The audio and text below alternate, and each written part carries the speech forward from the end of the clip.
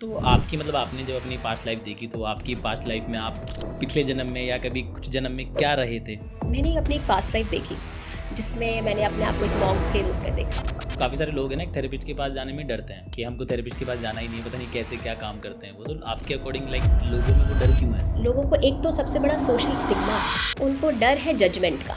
आज की है ना डेली लाइफ के अंदर हमारे एक चीज़ ऐड हो चुकी है, मोबाइल फोन्स। हम सोने से जस्ट पहले 1 मिनट पहले भी हम उस फ़ोन को यूज़ करते हैं और उठने के जस्ट सेकंडों में भी हम देखते हैं कि किसी का मैसेज तो नहीं आया। मोबाइल फ़ोन्स हमारी मेंटल हेल्थ को बहुत ज़्यादा डिस्टर्ब कर रहे हैं। एक तो जब आप रात को मोबाइल देखते हो तो हमारे अंदर एक हार्मोन होता है जो कि हमारा स्लीप हार्मोन होता है, जिसका नाम होता है मेलेटोनिन। वो ब्लॉक हो जाता है। बहुत सारे लोग हैं जिनको अकेला रहना ही पसंद है। ये अकेलापन मेंटल हेल्थ को डिस्टर्ब कर सकता है। कुछ अंदर सप्रेस करते रहते हैं और अकेले रह के हम लोग क्या करेंगे, उसको अवॉइड करने की कोशिश करते हैं। हमने कुछ स्क्रॉल कर लिया तो वो हम अंदर भरते रहते हैं। और प्रेशर कुकर में जैसे क्या होता है, अगर सब कुछ भरे जा रहे हैं तो एक समय क्या आएगा, वो ब्लास्ट होगा। डिप्रेशन की जब हम बात करते हैं तो एक डिप्रेशन होता है, एक सैडनेस होता है। इन दोनों में क्या डिफरेंस होता है? सैडनेस जो होती है वो तो एक हमारा नॉर्मल ह्यूमन इमोशन है, लेकिन डिप्रेशन में क्या होता है, वो सैडनेस कांस्टेंट बनी रहती है। लड़कियों में वो चीज़ें ज़्यादा हाई होती है या लड़कों में ज़्यादा वो चीज़ें हाई होती है? कैसे वो एक्सप्रेस कर देती हैं लड़कियाँ ईजिली और लड़के नहीं कर पाते? डिफरेंस है कंडीशनिंग का। अगर कोई लड़की रो रही है या अपनी भावनाओं को एक्सप्रेस कर रही है तो उसे नेचुरल माना जाता है। कोई भी ऐसा नहीं कहता लड़की होकर रो क्यों रही हो, लेकिन लड़कों को हमेशा यही सुनने को मिलता है, तू स्ट्रांग है, तू लड़का है, तू रो नहीं सकता। पास्ट लाइफ रिग्रेशन क्या होता है? पास्ट लाइफ रिग्रेशन एक्चुअली एक थेरेपी है। यानी कि अगर किसी की लाइफ में ऐसे इश्यूज हैं जिनका रीजन उसे भी नहीं पता, तो फिर हम उसका पास्ट लाइफ रिग्रेशन थेरेपी करते हैं, ये जानने के लिए कि उसके साथ क्या था। तो क्या मतलब कोई भी पर्सन स्पेसिफाई हमको हील कर सकता है कि जैसे अपन मम्मी को हक करते हैं तो अच्छा फील होता है बहुत लोगों को? तो मेरा ये सजेशन होगा कि आप खुल के कम से कम हफ्ते में एक बार अपने मदर फादर को हक करो। आपके अकॉर्डिंग लोगों की जो लाइफ होती है वो एक्चुअल में डिफ़िकल्ट होती है या हम लोग उसे ज़्यादा बना देते हैं? खमागणी जयपुर, मैं हूं अमन राजपूत और स्वागत है आपका जयपुर जंक्शन पॉडकास्ट के एक और नए एपिसोड में। आज का जो पॉडकास्ट है वो बहुत ज़्यादा नॉलेजेबल होने वाला है और बहुत ही इम्पोर्टेंट होने वाला है आप लोगों के लिए और इनफैक्ट मेरे लिए भी। बिकॉज हमें शुरू से सिखाया गया है कि हमें अपने फिज़िकल जो भी हमें चोट्स लगती है, जैसे कभी हम साइकिल पे जब राइड करते हैं बचपन में, तो कभी ना कभी आप लाइफ में गिरे ज़रूर होंगे और आपकी चोट्स वगैरह ज़रूर लगी होगी। और हमें इतना पता होता है कि अगर हमारे घर में फर्स्ट एड बॉक्स है तो हमको पता होता है कि जहाँ पे हमारी चोट लगी है वहाँ पे हमको डिटोल लगानी है, रफ़ करना है और अपना बैंडेज लगा के या पट्टी लगा के उसको क्योर कर लेना है। लेकिन हमें अपने इमोशंस के साथ में कैसे डील करना है? अगर हम अकेला फील कर रहे हैं तो हमें कैसे डील करनी है? अगर हम एंजाइटी फील कर रहे हैं, डिप्रेशन फील कर रहे हैं, तो उनके साथ में हमको कैसे डील करनी है, ये हमें कोई नहीं सिखाता है। लेकिन हमारी फैमिली के अंदर अगर हम बात करें अपने मम्मी पापा की, दादा दादी की, तो लाइफ में एक बार कोई ना कोई इन चीज़ों से सफ़र ज़रूर करता है। लेकिन कभी भी हमें ये नहीं बताया जाता है कि हम इससे डील कैसे करें, इनसे कैसे निकल सकते हैं बाहर। बट आज के जो हमारे गेस्ट हैं ना, उनसे ही हम इन सब चीज़ों के बारे में बात करेंगे कि ये सारे कॉन्सेप्ट क्या होते हैं और अगर कोई इन चीज़ों से सफ़र कर रहा है तो इनसे बाहर कैसे निकल सकते हैं। तो let's welcome doctor Sipra ji on JJP podcast. Ma'am बहुत बहुत स्वागत है आप हमारा पॉडकास्ट चैनल पे। Thank you so much Aman. Ma'am आज का जो पॉडकास्ट है मुझे नहीं पता कि मैं कहाँ से इसे शुरू करूँ, बिकॉज ये कॉन्सेप्ट बहुत ज़्यादा डीप है। बट फिर भी मुझे लगा कि ये जो कॉन्सेप्ट हैं हमारे व्यूवर्स को पता होना चाहिए कि ये कॉन्सेप्ट क्या हैं और इन पे कैसे हम वर्क कर सकते हैं अगर हम इन चीज़ों से सफ़र कर रहे हैं तो। एंड आप एक थेरेपिस्ट हैं और एक हीलर हैं, और मोस्टली जो इंडिया में जो लोग हैं जो बैकवर्ड एरिया से आते हैं जिन्हें पता नहीं होता कि थेरेपिस्ट और हीलर होते कौन हैं, तो बेसिकली आप थोड़ा सा उनके लिए ब्रीफ में बताएं कि बेसिकली जो थेरेपिस्ट और हीलर होते हैं वो होते कौन हैं। तो एक्चुअली मन, सबसे पहले तो मैं आपको थैंक यू देना चाहती हूँ इनवाइट करने के लिए पॉडकास्ट पे। और जैसा कि आपने पूछा थेरेपिस्ट और हीलर कौन होते हैं, तो सबसे पहले तो आजकल का जो टाइम है बहुत ही फास्ट पेस टाइम है। अगर आप इंस्टाग्राम देखो, फेसबुक देखो, तो लोगों ने एक मास्क लगा रखा है। सब कुछ परफेक्ट दिखाई देता है, सबकी बहुत अच्छी पिक्चर्स दिखाई देती हैं, ऐसा लगता है कि सब लोग खुश हैं। लेकिन अगर आप उसके पीछे जाओ, मास्क के पीछे, तो ज़्यादातर लोग एंजाइटी, डिप्रेशन, लोनलीनेस और इन सब चीज़ों से सफ़र कर रहे हैं। और क्योंकि एक फोमो है, फियर ऑफ मिसिंग आउट, उनको लगता है कि हम कुछ खो ना दें। अगर हमने किसी को अपना रियल फीलिंग्स दिखा दी तो हमें वीक नहीं समझ लिया जाए, तो लोग अपनी रियल इमोशंस को दिखाते नहीं हैं और इससे क्या होता है कि फिर वो उस लूप पे फंस जाते हैं। अब थेरेपिस्ट और हीलर का रोल ये होता है कि उस मास्क के पीछे के रियल इमोशंस को और रियल पर्सन को हम देखते हैं और उस पर्सन को एक ऐसा स्पेस देते हैं, एक ऐसा सेफ स्पेस देते हैं, एक ऐसा नॉन जजमेंटल स्पेस देते हैं जहाँ पर वो अपनी सारी फीलिंग्स को खुलकर हमारे सामने रख पाता है और हम उसे एक होप देते हैं कि वो अपनी इस कंडीशन से बाहर आ सकता है। और फिर बहुत सारे टूल्स यूज़ करते हैं उसकी हीलिंग के लिए। तो बेसिकली थेरेपिस्ट और हीलर यही होता है कि मास्क के पीछे के रियल पर्सन को जाने, उसके इमोशंस को जाने, उसे एक स्पेस प्रोवाइड करे, एक होप दें कि वो इन चीज़ों से बाहर आ सकता है और उसकी हीलिंग में मदद करें। ओके मैम ने काफ़ी मतलब ईजिली इस चीज़ को पूरा एक्सप्लेन कर दिया है। बट मैम जैसे मैं यंग हूँ तो मुझे तो कंफ्यूज हूँ मैं तो कि मैं किस फील्ड में जाऊँ या मैं क्या कर सकता हूँ अपनी लाइफ के अंदर। तो आप जब अपनी लाइफ के अंदर थे, जब यंग लाइफ में थे, तो आपने कैसे डिसाइड किया कि मेरे को एक थेरेपिस्ट ही बनना है? अमन, मैंने डिसाइड नहीं किया था कभी भी कि मैं एक थेरेपिस्ट बनूंगी। एक्चुअली चाइल्डहुड से ही ना मुझे ये मिस्ट्री वाली चीज़ों में बहुत इंटरेस्ट था। तो मुझे याद है मेरे फादर के पास एस्ट्रोलॉजी की बुक्स हुआ करती थी, तो मैं उनको बैठ के पढ़ा करती थी, हालांकि ज़्यादा कुछ समझ में नहीं आता था। और उसके बाद में ये सारे क्वेश्चंस भी मेरे दिमाग में घूमते थे कि माइंड क्या होता है, कैसे काम करता है, क्योंकि स्कूल में हम देखते थे कि बहुत सारे बच्चे तो रैंक्स ला रहे हैं, बहुत अच्छे मार्क्स आ रहे हैं, कुछ बच्चों को थोड़ा कम याद होता है। तो ये डिफरेंस कैसे है, माइंड कैसे काम करता है।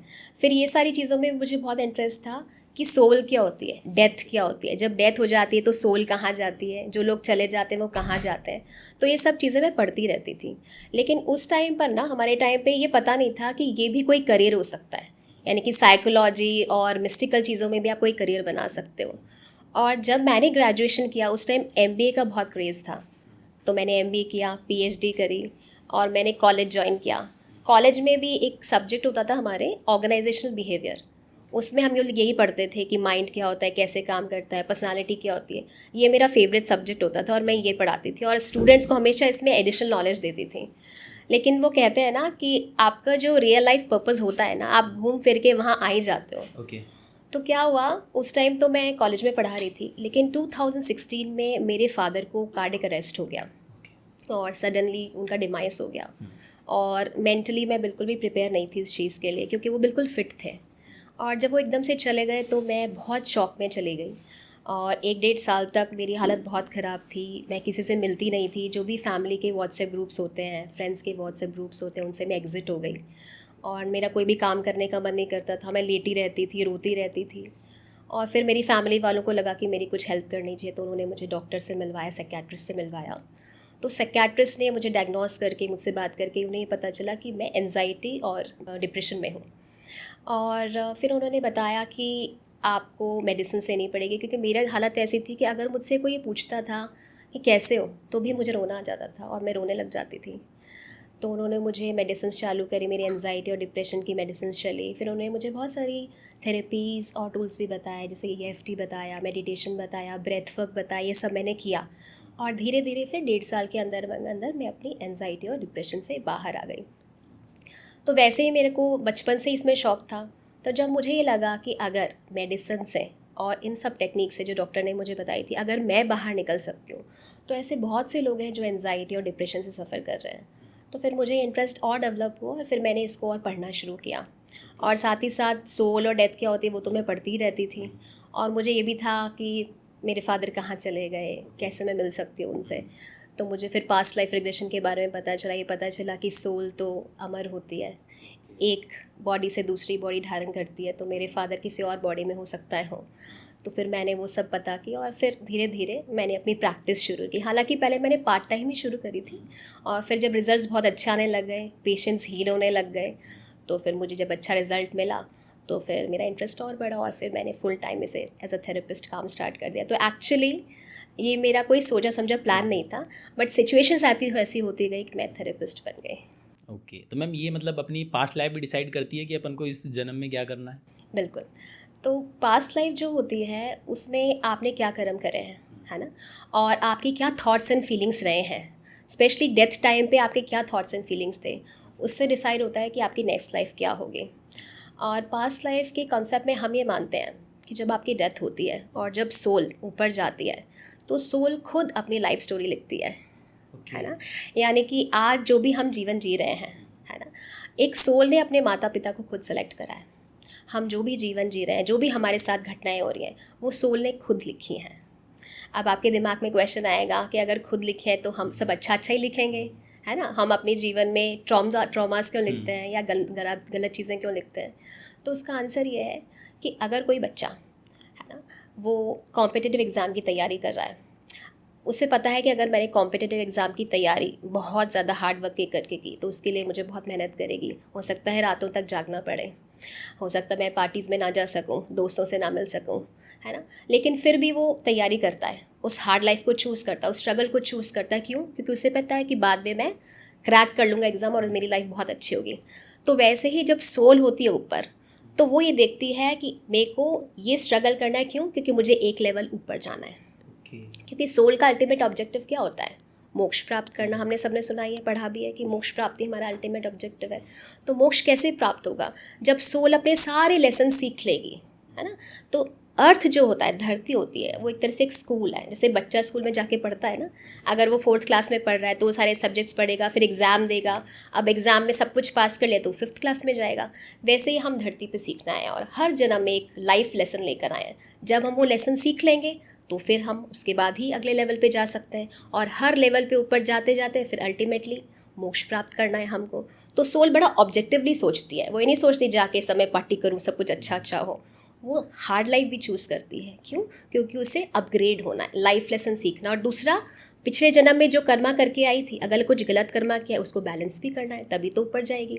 तो इसीलिए हम अपने लाइफ लेसन्स खुद सेलेक्ट करते हैं, और इसीलिए हमारी पास्ट लाइफ में हमने क्या किया था, क्या थॉट्स फीलिंग्स थी, और सोल ने क्या डिसाइड किया है कि अभी मुझे जाके क्या सीखना है, उस पर बेस होती है कि हमारी अगली लाइफ कैसी होगी।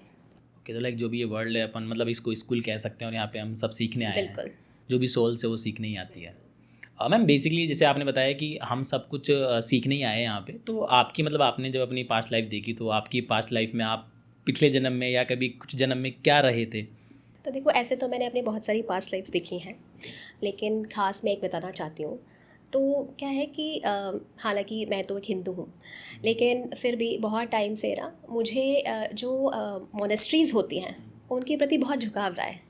और जब भी हम कैसी ऐसी जगह गए जहाँ पे मोनेस्ट्रीज़ थी, है ना, तो मुझे बहुत अच्छा लगता था वहाँ पर, और एक अजीब सा झुकाव, एक अजीब सा इंटरेस्ट आता था। मुझे ऐसा लगता था मैं यहीं रुक जाऊँ, है ना। और मुझे समझ नहीं आता था कि इतना झुकाव क्यों है। और एक नॉर्थ ईस्ट के जो लोग हैं वो मुझे बहुत अट्रैक्ट करते हैं, जिनकी छोटी छोटी आँखें होती हैं, तो मुझे बहुत प्यारे लगते थे शुरू से ही। हालांकि मैंने इतना सोचा नहीं, कभी कनेक्ट नहीं किया इस बारे में। और मैंने अपनी एक पास्ट लाइफ देखी जिसमें मैंने अपने आप को एक मॉन्क के रूप में देखा, और मैंने फ्लैशेस देखे जिसमें मेरी माँ है, जो कि बहुत ही शायद ऐसा है कि हम बहुत गरीब परिवार के हैं। मेरी माँ को फाइनेंशियल इशू के कारण मुझे मोनेस्ट्री छोड़ना पड़ा। मैं छोटा सा 4-5 साल का बच्चा हूँ, वो मुझे छोड़ रही हैं, दोनों ही हम रो रहे हैं। और जब वो मुझे छोड़ती हैं तो 2 बड़े मॉन्क्स मुझे लेके जाते हैं, और एक दूर एक मॉन्क दिखाई देता है जो कि एकदम ध्यान में लीन है ना। और मैं देख के सोच रही हूँ कि इस मॉन्क से मुझे शिक्षा लेनी है। लेकिन बाद में मुझे पता चलता है वो जो मॉन्क ध्यान कर रहा है वो उन्हें ही शिक्षा देता है जो एक लेवल पे एजुकेट हो चुके होते हैं, है ना। और जब मैं उस लेवल पे आती हूँ तो मुझे पता चलता है कि वो एक्सपायर हो गए, है ना। अब इस लाइफ में जिनसे मैंने पास्ट लाइफ रिग्रेशन सीखा है ना, वो उनको देख के उस पास्ट लाइफ में मुझे यही लगा कि वो ही हैं। और जब मैंने उनसे बात करी एक बार इस बारे में, मैंने अपनी पास्ट लाइफ शेयर करी कि आपको मैंने एक मॉन्क के रूप में देखा था, और मेरे अंदर ये फीलिंग आई थी कि मैं इनसे सीखूंगी। उस जन्म में तो आप मुझे सिखा नहीं पाए, लेकिन देखो आज मैंने आपसे सीख लिया। तो उन्होंने मुझे कहा मैंने भी अपनी एक पास्ट लाइफ देखी है जिसमें मैंने अपने आप को मॉन्क के रूप में देखा है, और मैं लोगों को पढ़ाता था। तो कहीं ना कहीं चीज़ें वैलिडेट भी हो गई। तो ये पास्ट लाइफ्स होती, तो मैंने ये देखी, हालांकि बहुत सारी देखी, लेकिन इसमें से एक मैंने आपको ये बताई। लाइक मैम बहुत सारी मतलब बेसिकली हमको तो पता है जैसे हमारा पास्ट लाइफ है तो कुछ लाइक 7 जन्म होते हैं हमारे, लाइक जो भी हम लाइक वो फेरे वगैरह भी करते हैं, तो जो वाइफ होती है हमारी तो 7 जन्म के लिए हम उसको बोलते हैं। तो 7 जन्म होते हैं तो बहुत सारे कैसे होते हैं? नहीं, ऐसा नहीं कि 7 जन्म होते हैं, बहुत सारे जन्म होते हैं, आपके लाखों जन्म होते हैं। ऐसा नहीं कि 7 जन्म ही है ना। अब डिपेंड करता है कि आपकी लाइफ, आपकी जो सोल है वो एक बेबी सोल है, एक मेच्योर सोल है, एक इन्फेंट सोल है। सोल्स भी बहुत तरह की होती हैं, है ना।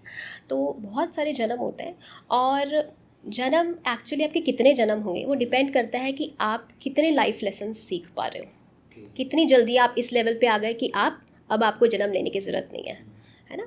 तो 7 वाले नहीं है, तो ये एक मिसकंसेप्शन है ना। बहुत सारे हमारे जन्म होते हैं और हम उनको गिन नहीं सकते कि कितने जन्म एग्जैक्टली ऐसे हम बता नहीं सकते। मैम जब भी हमें ना लाइफ के अंदर जैसे डिप्रेशन, एंजाइटी ये सारी चीज़ें फील करते हैं ना, तो मेंटल हेल्थ इसमें बहुत बड़ा इंपॉर्टेंट रोल प्ले करती है। और बहुत सारे लोगों को तो यही नहीं पता होता कि मेंटल हेल्थ होती क्या है, बिकॉज नॉर्मली हमको पता है हमारी हेल्थ जो फिजिकल जो हमारी हेल्थ होती है वो हमको पता है, बट ये मेंटल हेल्थ क्या होती है उन लोगों के लिए जिनको पता ही नहीं है कि मेंटल हेल्थ है क्या। तो देखो, मेंटल हेल्थ जो है उसका मतलब ये नहीं है कि अगर आपकी मेंटल हेल्थ अच्छी है तो आपको कोई डिसऑर्डर नहीं है, इलनेस नहीं है तो आपकी मेंटल हेल्थ सही है। मेंटल हेल्थ एक्चुअली एक तरह का बैलेंस है आपकी साइकोलॉजिकल, इमोशनल और सोशल वेलबींग का।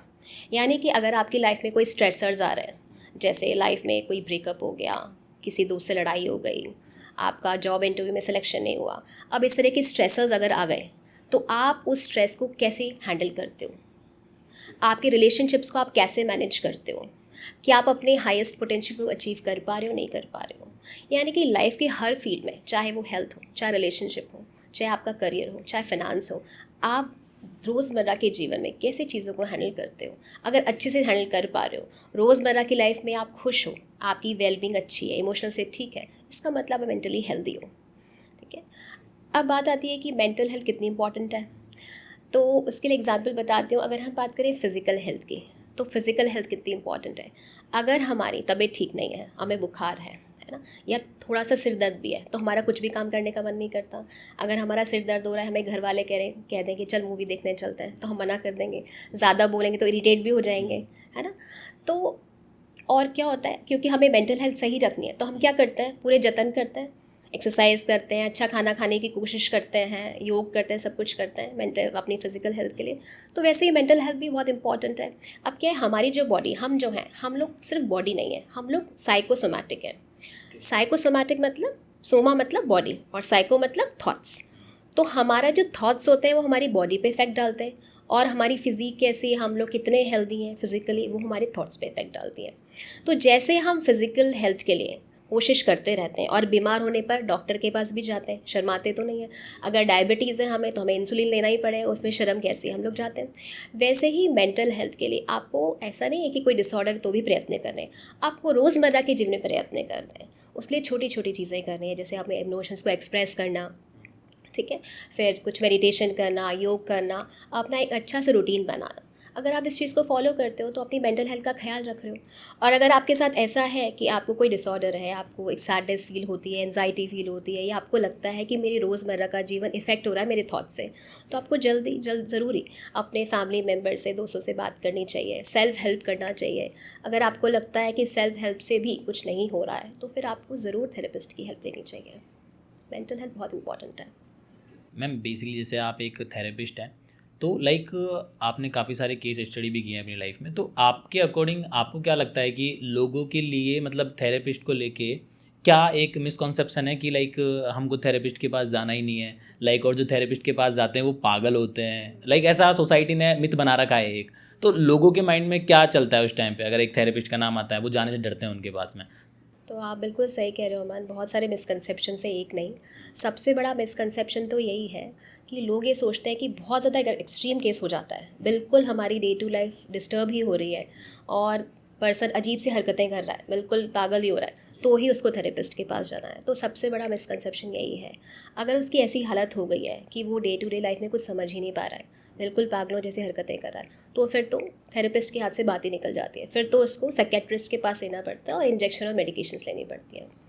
अगर आप अपनी डेली लाइफ में सैडनेस फील कर रहे हो, एंशियस फील कर रहे हो, अपने इमोशंस को एक्सप्रेस नहीं कर पा रहे हो, या आपकी डेली एक्टिविटीज़ में कुछ भी प्रॉब्लम आ रही है, आपको समझ नहीं आ रहा क्या हो रहा है, तो आपको थेरेपिस्ट के पास जाना चाहिए, है ना। तो पहला मिसकंसेप्शन तो यही है।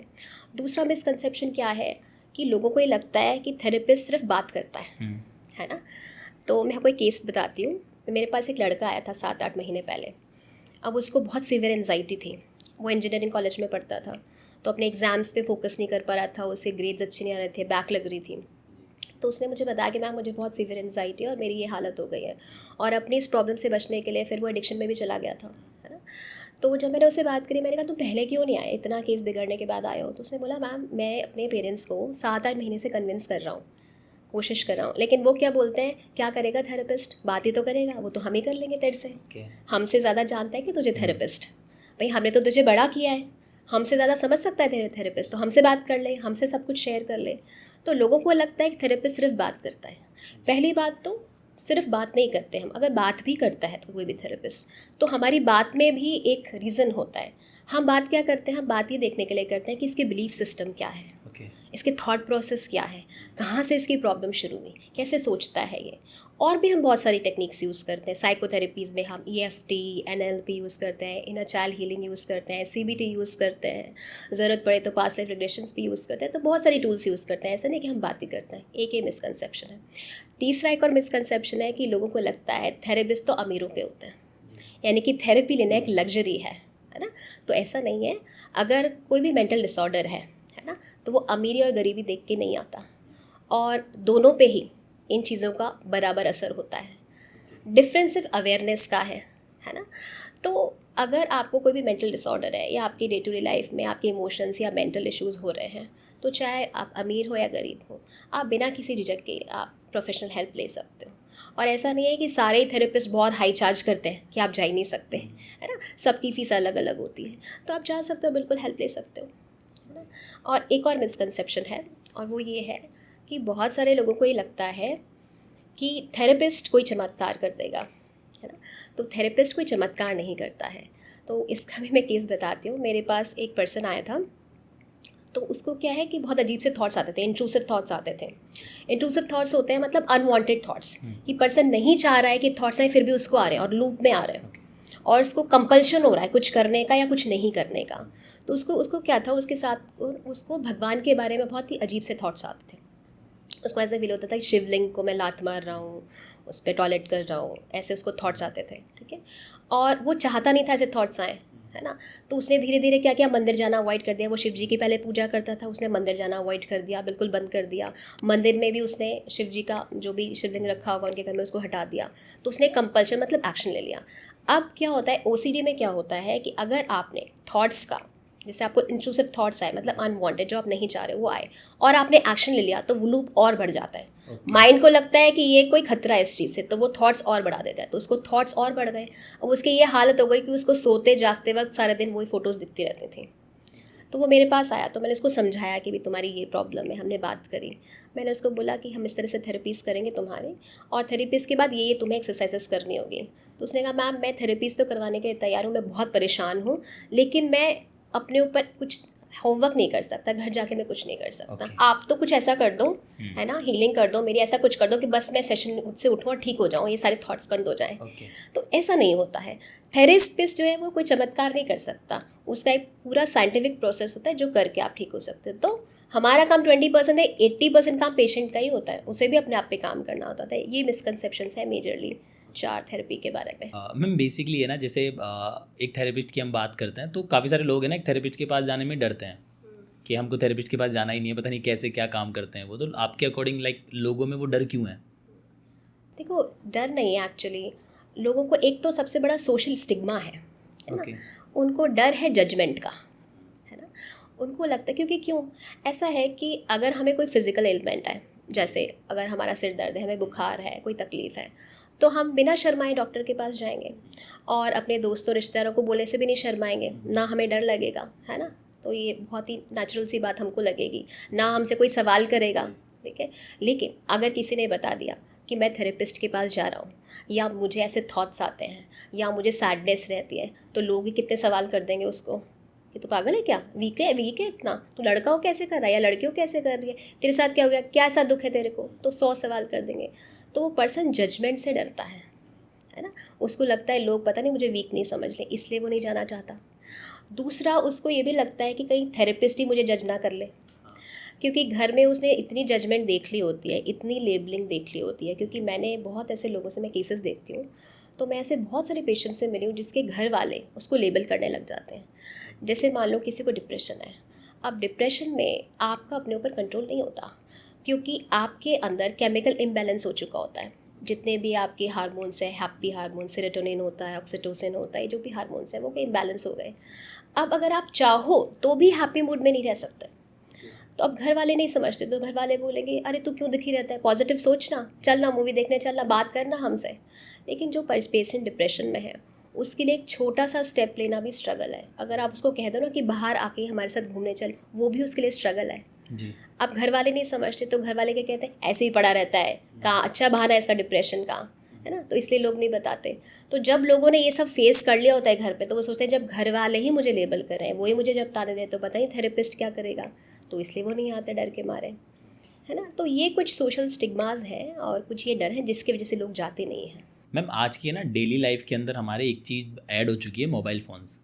मतलब जिसका यूज़ हम इतना ज़्यादा करते हैं ना, अगर मैं बात करूँ जैसे कि लाइक हम सोने से जस्ट पहले 1 मिनट पहले भी हम उस फ़ोन को यूज़ करते हैं, और उठने के जस्ट सेकंडों में भी हम देखते हैं कि किसी का मैसेज तो नहीं आया, या लाइक इसको लाइक आजकल तो बॉयज़ वगैरह हैं कि लाइक गर्लफ्रेंड बॉयफ्रेंड का मैसेज नहीं आया, या स्टेटस देखना, स्टोरीज़ देखना, वो बहुत ज़्यादा हम इन चीज़ों में इन्वॉल्व हो चुके हैं मोबाइल फ़ोन्स में। तो क्या ये जो मोबाइल फ़ोन्स चीज़ें ऐड हुई है, डिजिटल लाइफ लोगों की हुई है, तो क्या ये मेंटल हेल्थ को डिस्टर्ब करती है? तो आप सही कह रहे हो, सही पॉइंट उठा रहे हो आप अमन, कि मोबाइल फ़ोन्स हमारी मेंटल हेल्थ को बहुत ज़्यादा डिस्टर्ब कर रहे हैं। और आजकल की जनरेशन है जेन सी, वो तो बहुत ज़्यादा इसमें, है ना, अति कर दी उन्होंने, तो हर टाइम वो मोबाइल पे ही रहते हैं, है ना। तो क्या होता है मोबाइल दिखने से, एक तो जब आप रात को मोबाइल देखते हो, है ना, तो हमारे अंदर एक हार्मोन होता है जो कि हमारा स्लीप हार्मोन होता है, जिसका नाम होता है मेलेटोनिन, है ना। वो ब्लॉक हो जाता है, वो बनना बंद हो जाता है, क्योंकि हमारा माइंड का कुछ ऐसा स्ट्रक्चर है कि जब अंधेरा होता है तभी वो स्लीप हार्मोन मेलेटोनिन बनता है। अब जब हम अंधेरा करके और ब्लू लाइट जला के मोबाइल की और हम स्क्रॉल करे जा रहे हैं, तो वो हमारा हार्मोन नहीं बन रहा, ठीक है। फिर क्या हो रहा है कि हम क्या देख रहे हैं इंस्टाग्राम पे, लोगों की अच्छी अच्छी लाइफ, है ना। कोई कहीं घूमने जा रहा है, किसी ने कोई अच्छे कपड़े पहन के और घूम रहा है, तो हम क्या करते हैं, कंपैरिजन करते हैं। हमें एक फीलिंग ऑफ मिसिंग आउट हो जाता है, इसके पास तो है, ये तो यहाँ जा रहा है, मेरे पास नहीं है। तो उससे रिलैक्सेशन तो आता नहीं है, आपका माइंड अलर्ट हो जाता है, कंपैरिजन चालू हो जाता है, ओवर थिंकिंग चालू हो जाती है। फिर थक हार के आप 3 बजे जब आपकी आँखें बिल्कुल खुली नहीं रही है, तब लोग सोते हैं, और फिर सोने के तुरंत बाद उठते ही फिर मैसेज, फिर वो। तो अब रात का टाइम क्या होता है, 10 से 4 बजे का जो टाइम है, वो आपकी बॉडी की हीलिंग होने का टाइम है। उस टाइम आपकी बॉडी हील होती है, आपका डाइजेशन होता है। अब आपने डाइजेशन होने नहीं दिया, हीलिंग होने नहीं दी, तो जब आप सुबह उठते हो तो क्या होता है, थका थका फील होता है, टायर्ड फील होता है, बिल्कुल किसी काम में आपका मन नहीं लगता, मन ही नहीं करता उठ के कुछ काम करने जाएँ। फिर सुबह उठ के आपने फिर से वही देखना शुरू कर दिया, फिर माइंड में वही कंपैरिजन चालू हो गया, ओवर थिंकिंग चालू हो गई। तो जब हम अपनी बॉडी को इतना अब्यूज़ कर रहे हैं मोबाइल से, है ना, और एक्स्ट्रा डाटा और इन्फॉर्मेशन डाले जा रहे हैं उसमें, तो माइंड तो रिलैक्स ही नहीं हो रहा, बिल्कुल एनजाइटी ओवर थिंकिंग मोड में चल रहा है। तो इसलिए हमारी जो है हेल्थ उससे ख़राब होती है। दूसरा, जब हम रात को सोते नहीं हैं और मोबाइल स्क्रॉल करते रहते हैं, तो हमारा डाइजेशन ख़राब होता है। अब हमारा जो गट है, जब हमारी गट हेल्थ ख़राब होगी, तो हमारे गट में हमारा 95% सेरोटोनिन बनता है। सेरोटोनिन एक हैप्पीनेस हार्मोन होता है जिससे हम अच्छा फील करते हैं। अब जब वही कम बन रहा है, तो फिर आप वही सैडनेस के लूप में चले गए। तो बहुत सारी इन्फॉर्मेशन, बहुत सारा डाटा, कंपैरिजन, लोगों को देखना कि वो खुश हैं, और नींद अच्छे से ना लेना, इसकी वजह से हमारी हेल्थ बहुत ज़्यादा ख़राब हो रही है। और जब हेल्थ ख़राब होती है, धीरे धीरे सैडनेस, एनजाइटी, डिप्रेशन। और जब आप अच्छी नींद ले लोगे, आपकी हेल्थ ठीक नहीं रहेगी, तो फिर आप काम कहाँ से करोगे, करियर पे कैसे फोकस करोगे, रिलेशनशिप में भी आप चिड़चिड़ाओगे, और अगर करियर पे फोकस नहीं करोगे तो फाइनेंशियल अबंडेंस कहाँ से आएगी, तो पूरी लाइफ डिस्टर्ब हो जाएगी। तो इसीलिए आप देखो आजकल जेन ज़ी, तो पढ़ाई में क्या उनका कंडीशन है ना, फोकस ही नहीं है बिल्कुल भी, और फोकस भी डिस्टर्ब होता है। जो लोग ज़्यादा मोबाइल देते हैं फोकस ही नहीं कर पाते, इसलिए आप देखो रील देखते रहते हैं, वो रील को भी नहीं देख पाते पूरा। तो मोबाइल से तो बहुत ज़्यादा मेंटल हेल्थ डिस्टर्ब होती है, और इसीलिए हमें कॉन्शियसली एफर्ट करना चाहिए कि सोने से कम 1-2 घंटे पहले हम मोबाइल को दूर रख दें, और एक अपना रूटीन बनाए, एक रिचुअल बनाए। जैसे बहुत सारे लोगों को आपने देखा होगा, रिचुअल होता है उनका सोने से पहले, कोई दूध पीता है ना, हल्दी वाला, कोई बुक पढ़ेगा, कोई लाइट को डिम कर देता है, मेडिटेशन करता है। तो ऐसा कोई रिचुअल बनाना चाहिए, मोबाइल को दूर रखना चाहिए, जिससे आपके अंदर मेलेटोनिन सीक्रेट हो और आपकी बॉडी रिलैक्स हो जाए। क्योंकि आपको नींद कब आती है, जब आप अपने माइंड की डेल्टा लेवल पे होते हो। हमारी माइंड में बहुत सारी फ्रीक्वेंसीज होती हैं, तो जब हम डेल्टा फ्रीक्वेंसी में होते हैं तब हम सोते हैं। तो जब हम डेल्टा फ्रीक्वेंसी में जाने ही नहीं देंगे तो कहाँ से होगा। तो डेल्टा फ्रीक्वेंसी में जाने के लिए आपको रिलैक्स कराना हो अपने बॉडी को, ज़्यादा दिमाग नहीं लगाना, मोबाइल नहीं देखना, ठीक है, और मेलेटोनिन बनेगा तो आपको अच्छे से नींद आएगी। तो सोने से पहले कम से कम 2 घंटे पहले मोबाइल नहीं देखना, और उठने के तुरंत बाद भी नहीं देखना, क्योंकि ऐसा तो नहीं है कि कोई बहुत अर्जेंसी है। तो उठने के बाद आप रिचुअल बना सकते हो कि जैसे आप उठे, बेड पे बैठे, अब सबसे पहले आपने ग्रैटिट्यूड पेयर कर ली। ग्रैटिट्यूड मतलब कि यूनिवर्स को शुक्रिया करना कि भाई मैं जग गया, उसके लिए शुक्रिया, है ना, मेरे हाथ हैं उसके लिए शुक्रिया, मेरी आँखें हैं उसके लिए शुक्रिया। आपने रैंडम ग्रैटिट्यूड पे कर दिए। फिर आपने डीप ब्रीथिंग कर ली, और उसके बाद में आपने थोड़ा ध्यान कर लिया, और अगर आपके पास और टाइम आप 1 घंटा निकाल सकते हो अपने लिए, जो कि निकालना चाहिए, तो आपने कहीं जाके वॉक कर लिया, आपने थोड़ा एक्सरसाइज कर लिया, और कुछ नहीं तो म्यूज़िक चला के उस पर झूम लिया आप। तो इस तरह से अपनी शुरुआत करो, फिर आप मोबाइल देखो, तो वो सही रहेगा। तो मोबाइल का ओवर यूज़ हो रहा है, इसलिए हाँ बिल्कुल मेंटल हेल्थ डिस्टर्ब हो रही है लोगों की। हाँ, बिकॉज मैम जब से लाइक कि लॉकडाउन आया था ना, तो टीचर्स ने भी बोलने लगा कि फ़ोन लेके आओ। तब से जो फ़ोन की जो लाइफ्स है ना, बिकॉज लोग बाहर जाना बंद कर दिए थे और जो सोशल लाइफ थी वो तो बंद हो चुकी थी, लोग फ़ोनों में ही इन चीज़ों में इन्वॉल्व हो गए थे। और वो आपने बताया ना कि सोने से 2 घंटे पहले अपन को फ़ोन यूज़ नहीं लेना चाहिए। बेसिकली होता क्या है कि जो गर्लफ्रेंड वगैरह है ना, वो सोने से जस्ट पहले ही कॉल करती है, तो कहीं ना कहीं वो चीज़ें डिस्टर्ब होती है। तो उनका जो वो बाबू सोना वाला जो चीज़ें चलती हैं, है ना, तो उससे वो बाबू सोना जो आप चला रहे हो फ़ोन पे, जो कर रहे हो कि भाई सो गए क्या, उठ गए क्या, खाना खा लिया क्या, तो उससे एक्चुअली आप उस टाइम तो प्यार लाड दिखा रहे हो, लेकिन लॉन्ग टर्म में आप अपने बाबू सोना को परेशान नहीं कर रहे हो, उसको आगे जाके इश्यूज होने वाले हैं। तो वो भी, उसका भी एक बनाना चाहिए, टाइम बनाना चाहिए उसका। तो वो है चीज़। वो तो मैम यही होता है कि सोने से पहले मुझे कॉल क्यों नहीं किया, कॉल करना भूल गए थे क्या, कोई और तो नहीं आ गई लाइफ में। और जैसे ही उठने से जस्ट पहले भी गुड मॉर्निंग का मैसेज उनको चाहिए होता है, बिकॉज नहीं करेंगे ना, बिकॉज इसमें रीज़न क्या होता है कि हम स्टार्टिंग में उनको आदत डाल देते हैं, फिर एकदम से जब हमको वो आता है, लाइसूद आता है कि हाँ अब अपन पे ध्यान देना है, तब तक देर हो चुकी होती है।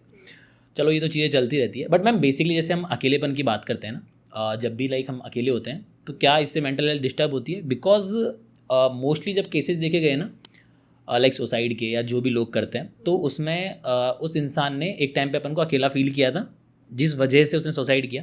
बट यहाँ पे एक चीज़ और है कि बहुत सारे लोग हैं जिनको अकेला रहना ही पसंद है, उनको लाइक ऐसे सोशल लाइफ में जीना पसंद नहीं है, उनको लाइक अकेला रहना ही पसंद है।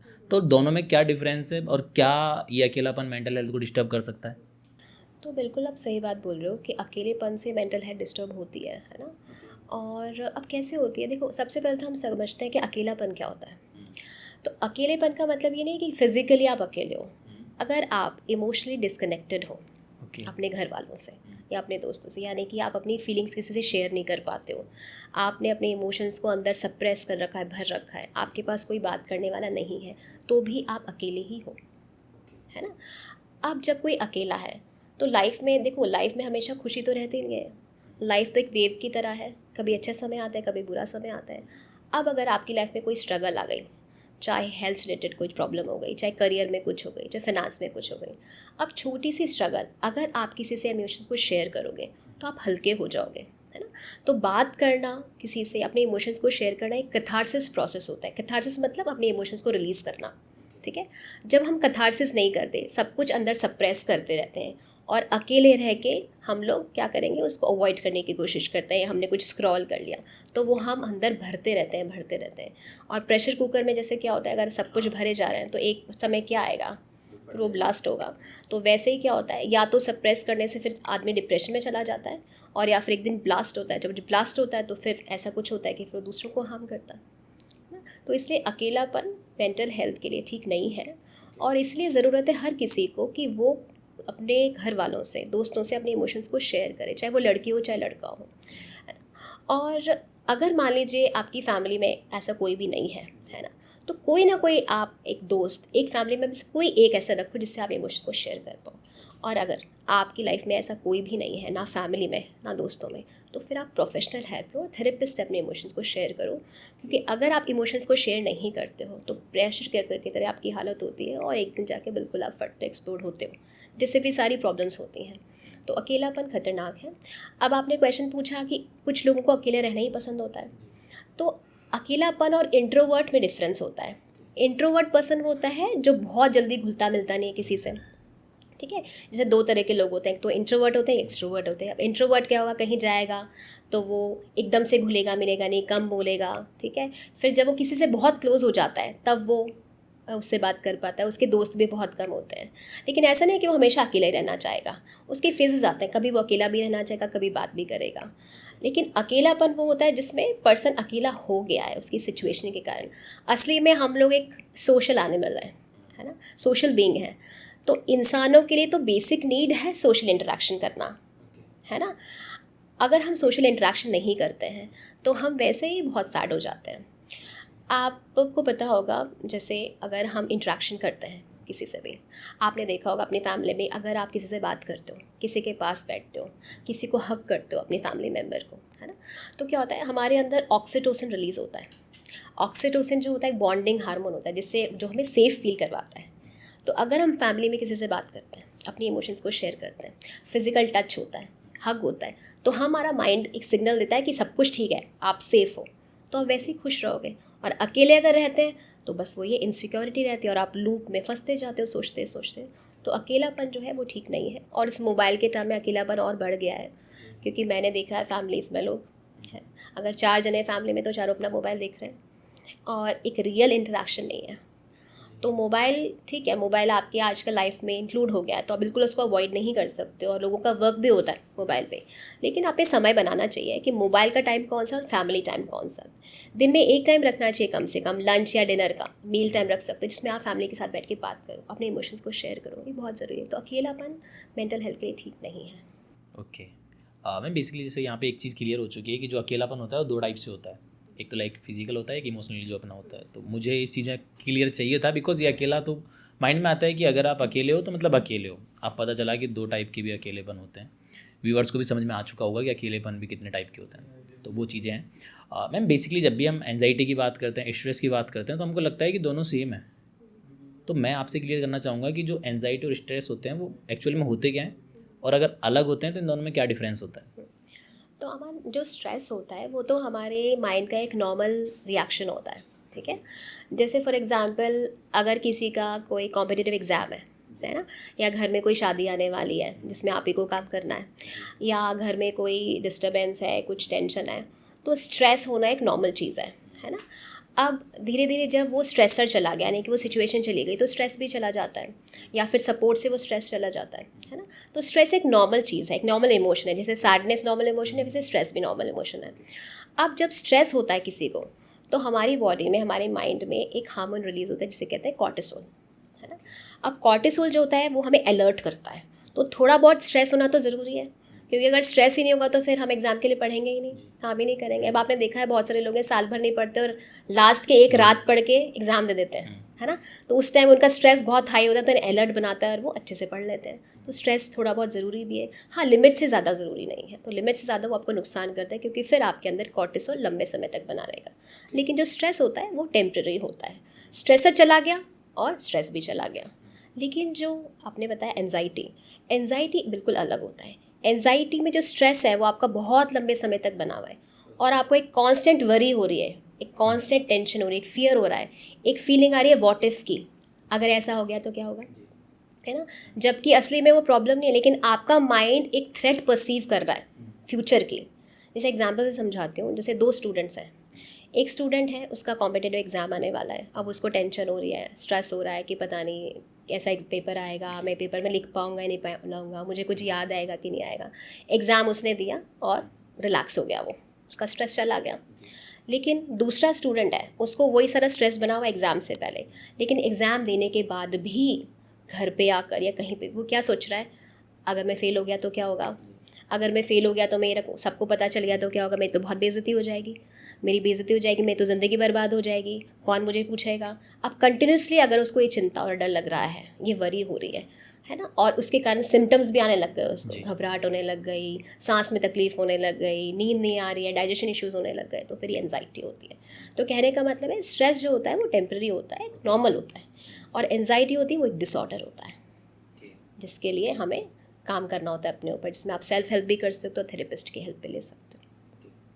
अच्छा, बेसिकली जैसे अपना कोई नॉन है और हमको पता है कि लाइक वो लाइक एंजाइटी फील कर रहा है या स्ट्रेस फील कर रहा है, तो अपन घर पे क्या स्टेप ले सकते हैं जिससे लाइक वो थोड़ा सा उन चीज़ों से बाहर निकल सके?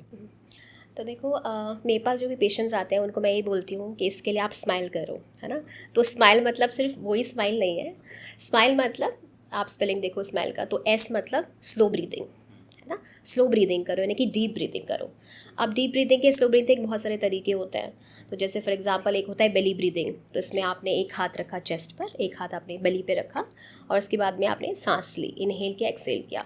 जब इनहेल करे हो तो आपकी बेली बाहर आनी चाहिए, पेट बाहर आना चाहिए। एक्सेल करे हो तो पेट अंदर जाना चाहिए, आप बेली ब्रीदिंग कर सकते हो। फिर एक टेक्निक होती है 4-7-8, तो 4 सेकेंड्स तक इनहेल करो, उसके बाद में 7 तक होल्ड करो, और 8 तक एक्सेल करो। तो ऐसे बहुत सारी टेक्निक्स होते हैं, इसे कहते हैं स्लो ब्रीदिंग या फिर डीप ब्रीदिंग, ठीक है। एक तो ये करो। फिर एम, स्माइल, एम मतलब मेडिटेशन और माइंडफुलनेस प्रैक्टिस करो, है ना। अब मेडिटेशन में क्या होता है कि आप बैठ जाओ और अपना ध्यान जो है वो अपनी सांसों पे केंद्रित करो, अपने ब्रेथ पे केंद्रित करो। अब बहुत सारे लोगों को मेडिटेशन के लिए भी एक समझ नहीं है, लोग सोचते हैं कि मेडिटेशन मतलब बस बिल्कुल हम समाधि प्राप्त कर लेंगे, है ना। तो ऐसा नहीं है। मेडिटेशन में ऐसे नहीं कि आपको थॉट्स ही नहीं आएंगे। जब आप मेडिटेशन में बैठोगे आपको थॉट्स भी आएंगे, तो कोई बात नहीं, थॉट्स आएंगे तो उनको आप बस ऑब्जर्व करते रहो, है ना। जो भी चीज़ को हम ऑब्जर्व करते हैं ना फिर वो चली जाती है। अगर हम उसको अवॉइड करते हैं तो वो ज़्यादा आती है। तो उसको आप ऑब्जर्व कर लो, उसको जाने दो। फिर आप अपना ध्यान अपनी सांसों पे लाओ, फिर ऑब्जर्व करो, ठीक है। फिर वापस ध्यान पे सांसों पर लाओ। तो इस तरह से आप मेडिटेशन करो। एक होता है माइंडफुलनेस। अब माइंडफुलनेस क्या होता है कि जो भी आप काम कर रहे हो उसमें आपका पूरा ध्यान होना चाहिए। अब हम देखते हैं लोगों को कि टीवी देख रहे हैं, सोच कुछ और रहे हैं, कुकिंग कर रहे हैं, सोच कुछ और रहे हैं, है ना। यानी कि फिजिकली तो प्रेजेंट है लेकिन मेंटली प्रेजेंट नहीं है। तो हमें कोशिश करनी चाहिए प्रेजेंट मोमेंट में रहने की। अगर हम कुकिंग कर रहे हैं तो कुकिंग करें, अगर हम टीवी देख रहे हैं तो फिर टीवी देखें, अगर हम बुक रीड कर रहे हैं तो बुक रीड करें। यानी कि माइंडफुली काम करें, अवेयर रहें कि हम क्या कर रहे हैं, वो बहुत इंपॉर्टेंट है।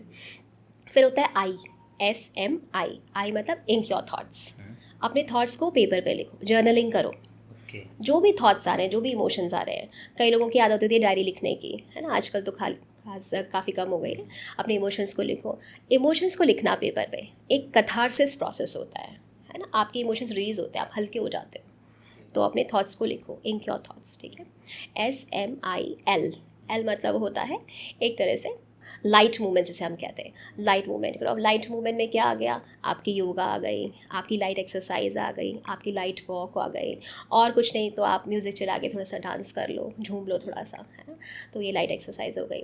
और SMIL और E ये होता है असेंशियल रूटीन, है ना। यानी कि आपका डेली का एक रूटीन होना चाहिए, है ना।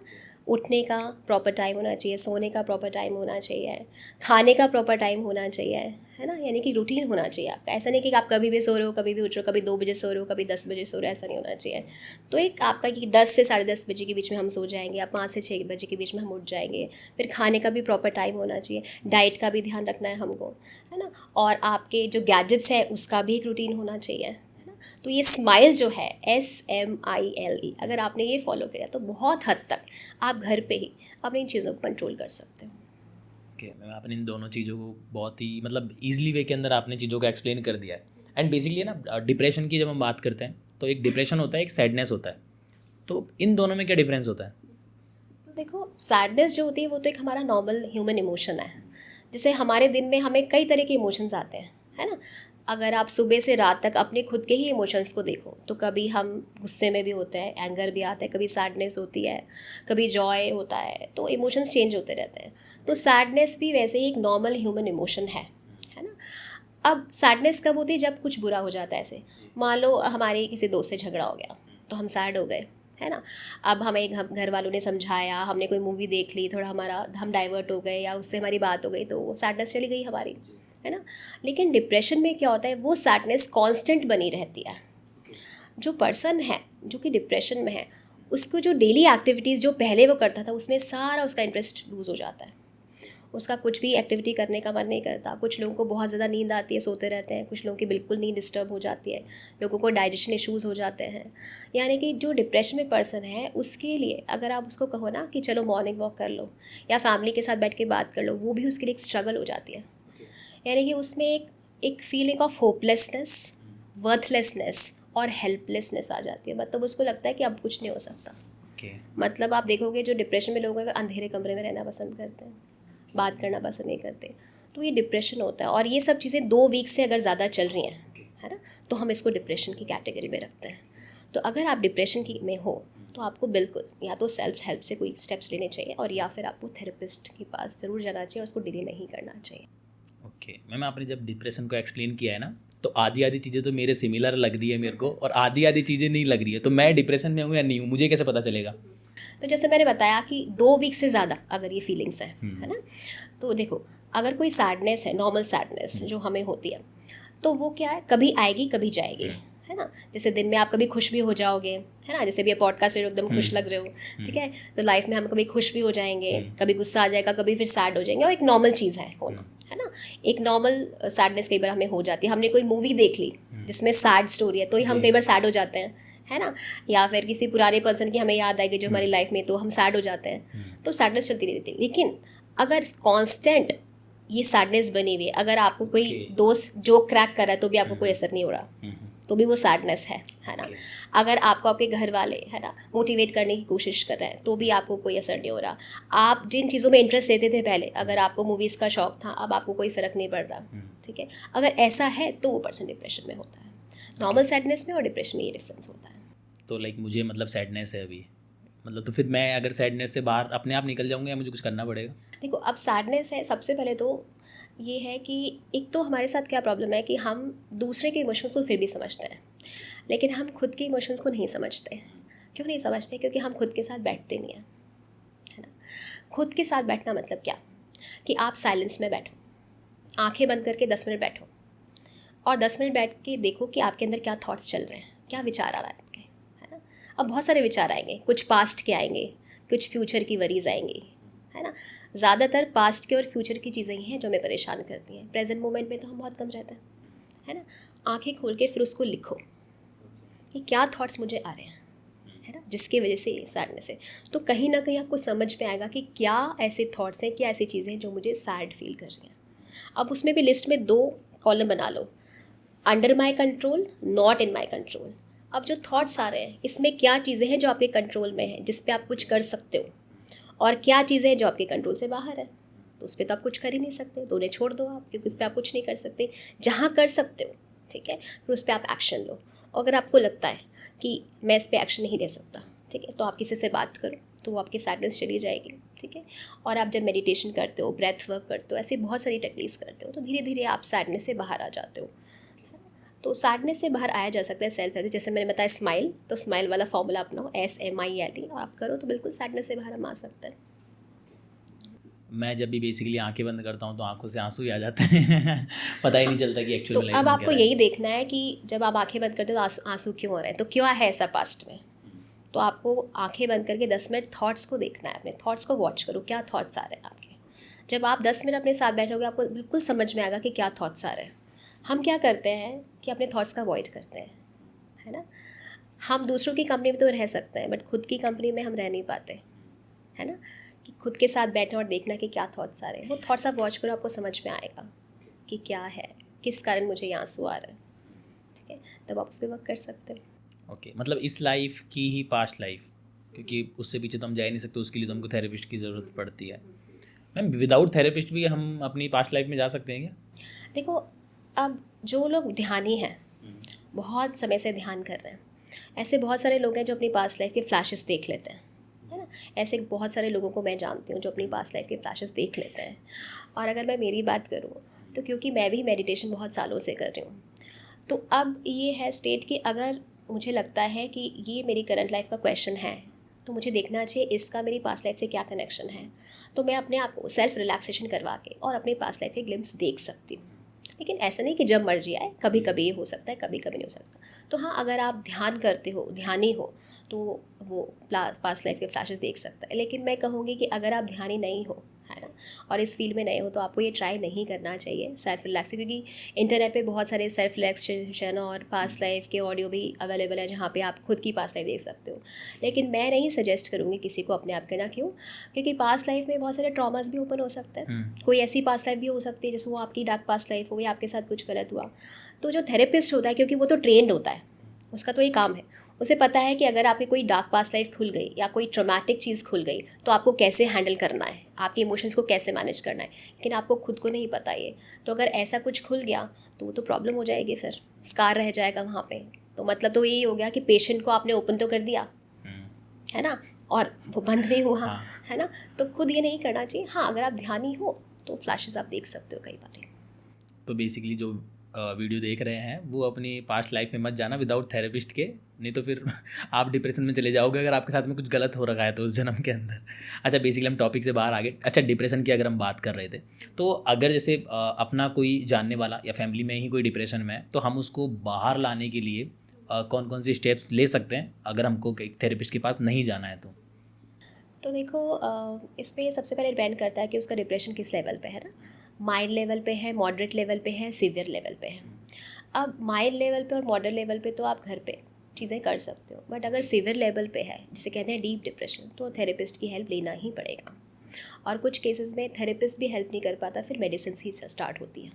ठीक है, अब क्वेश्चन है कि घर पे हम क्या कर सकते हैं। तो सबसे पहले तो मैं बताऊँगी क्या नहीं करना है, है ना। तो अब डिप्रेशन अगर किसी को है तो वो उसके अकेले की स्ट्रगल नहीं है, इसमें सोसाइटी का और फैमिली का बहुत इंपॉर्टेंट रोल है। तो सबसे पहले फैमिली की बात करते हैं। तो फैमिली को क्या नहीं करना है, तो एक तो उसको लेबल नहीं करना है ना, या फिर उसके इमोशंस को डीवैलिडेट नहीं करना है ना, उसको वैलिडेट करना है। जैसे मैंने देखा, क्योंकि मेरे पास बहुत सारे पेशेंट्स आते हैं तो शेयर करते हैं, तो बताते हैं कि अगर घर में किसी को डिप्रेशन है तो जैसे मैंने बताया, फिर वो लेटा रहेगा, उसका कुछ भी काम करने का मन नहीं करेगा, डेली एक्टिविटीज़ करने का मन नहीं करेगा। तो घर वाले क्योंकि समझते हैं तो वो क्या बोलेंगे, उसको पड़ा रहता है ना, अच्छा बहाना ले रखा है डिप्रेशन का, कुछ काम नहीं करना तुझे तो।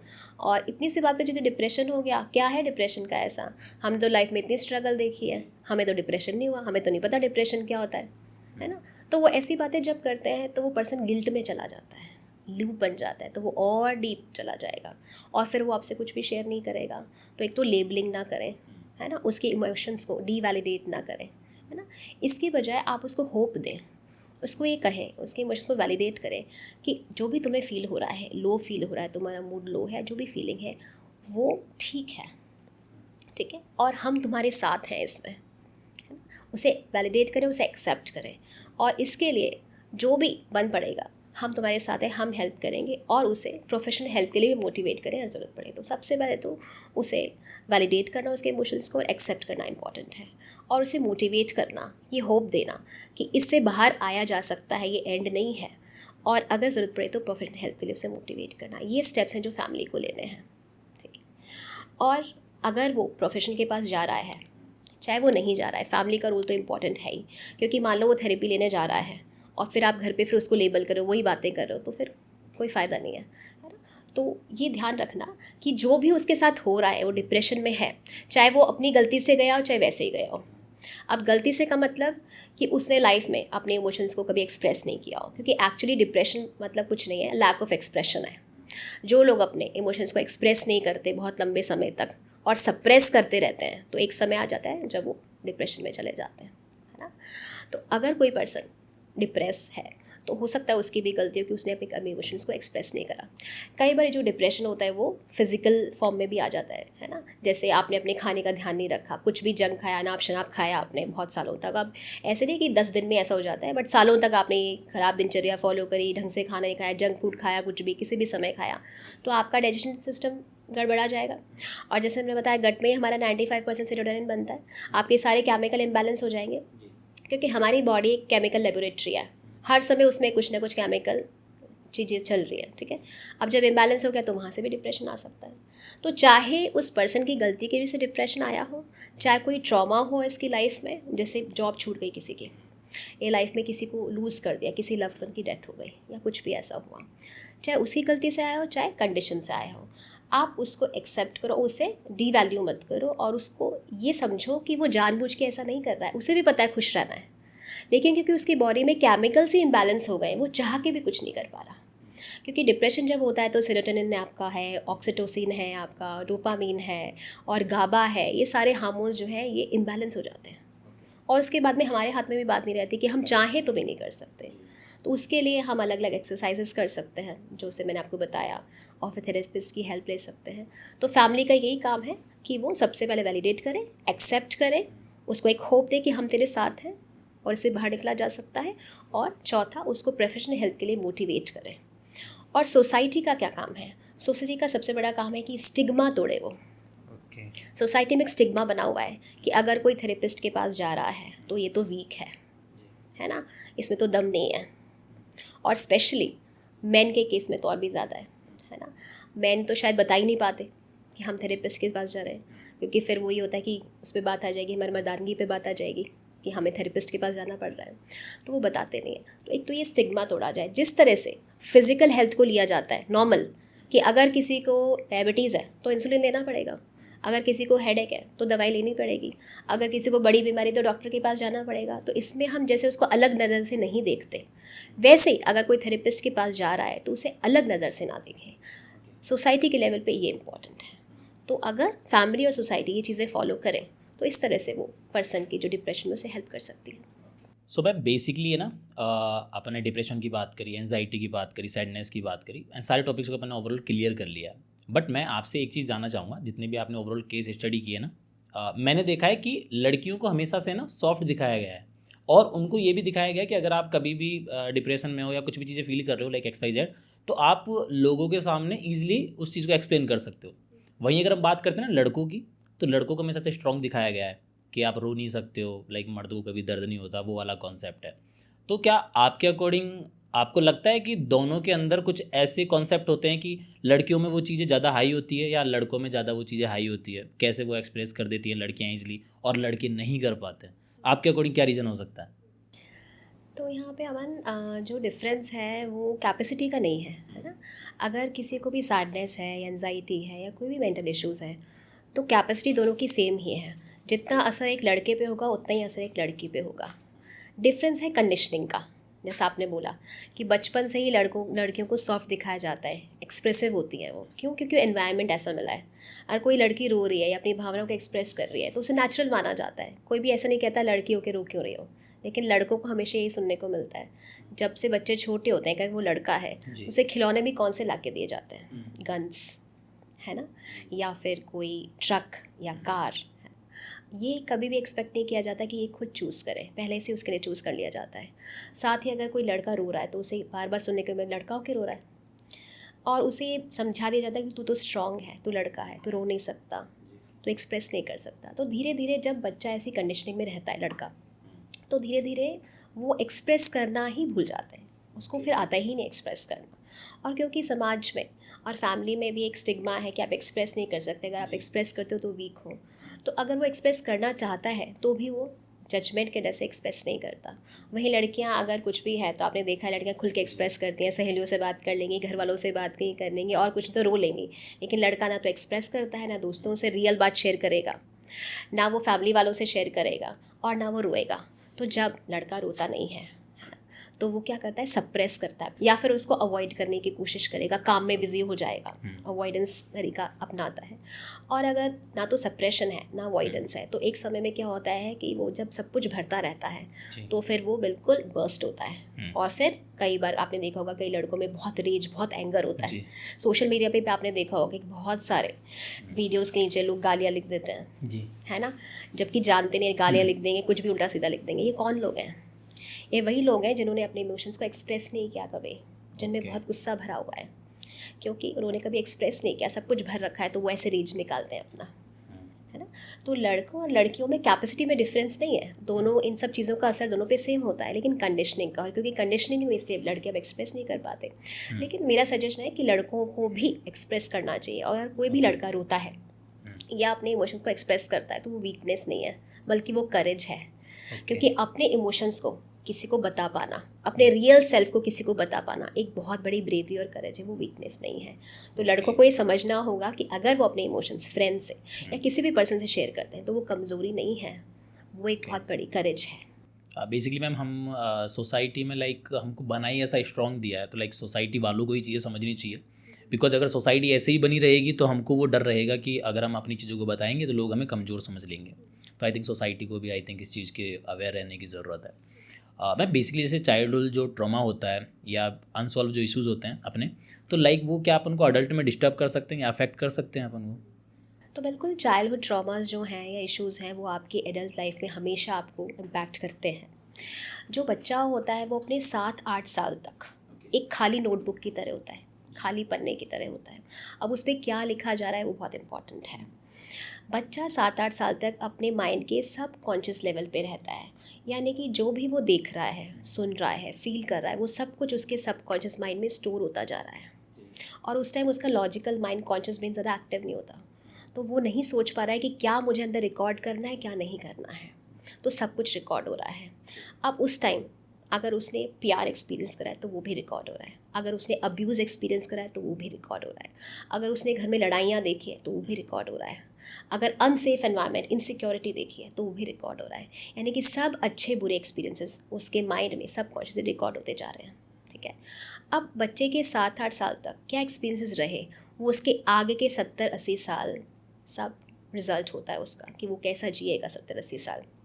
यानी कि एक तरह से आपके 7-8 साल तक सॉफ्टवेयर प्रोग्रामिंग हो रही है। ठीक है, अब अगर सॉफ्टवेयर में कोई वायरस चला गया तो जब तक एंटीवायरस नहीं डालोगे वो गड़बड़ करता रहेगा।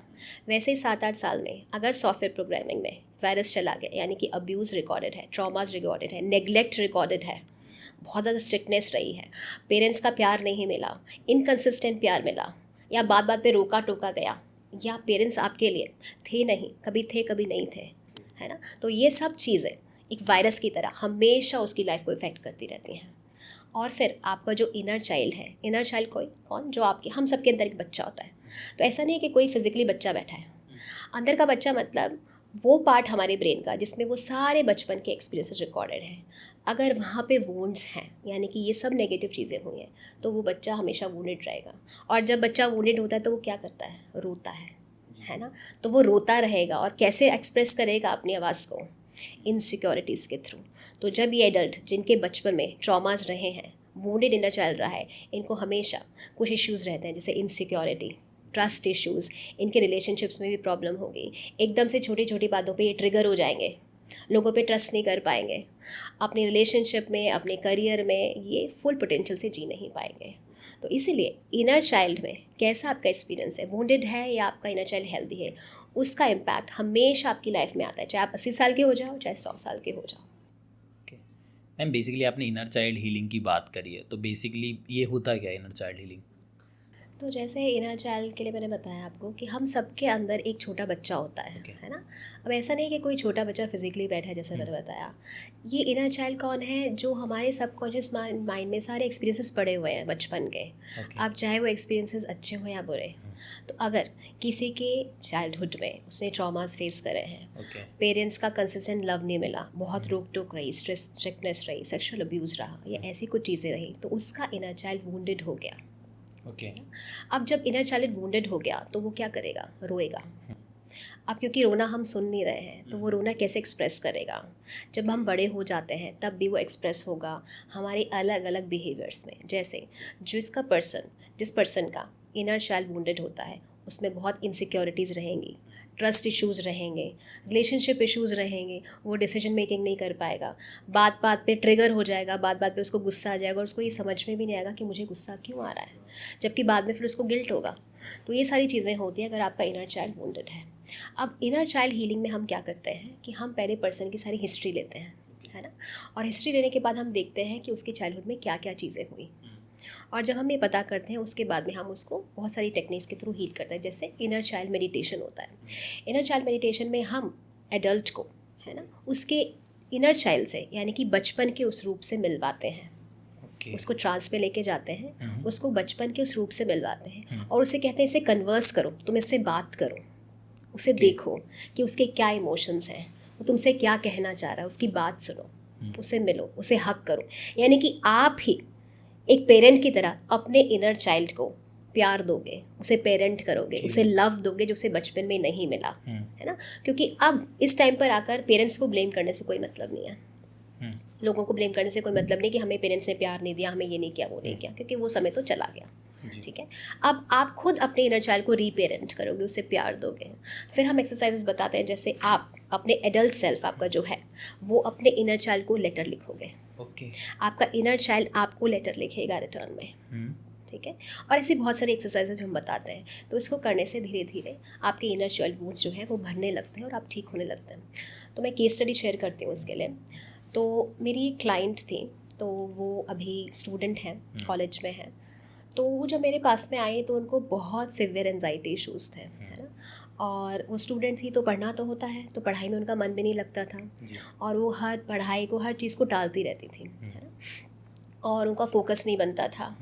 और एक तरह से उन्होंने बताया कि मुझे मैम अपने आप से नफ़रत होती है, मैं मिरर में अपने आप को देख नहीं सकती। जब मैं अपने आप को मिरर में देखती हूँ ना, मुझे से बहुत गंदी सी फीलिंग आती है, पता नहीं गिल्ट सा होता है, मैं अपने साथ रह ही नहीं सकती, और क्योंकि मैं अपने साथ नहीं रह सकती मैं इसलिए मोबाइल को स्क्रॉल करती रहती हूँ, कुछ और करती रहती हूँ, अपने आप को डिस्ट्रैक्ट करती रहती हूँ। तो सीवियर एंजाइटी इश्यूज़ थे, सेल्फ हेट्रेड थी, सेल्फ लव तो बहुत दूर की बात है, सेल्फ हेट्रेड थी उन्हें, ठीक है। और हमेशा वो अपने काम को टालती रहती थी, पढ़ाई में फोकस भी नहीं बनता था। तो जब हमने उनसे उनकी हिस्ट्री ली तो ये पता चला कि उनकी लाइफ में, उनके चाइल्डहुड में बहुत बार, मल्टीपल बार सेक्सुअल अब्यूज़ हुआ था, और जो कि किसी क्लोज रिलेटिव ने ही किया था, ठीक है।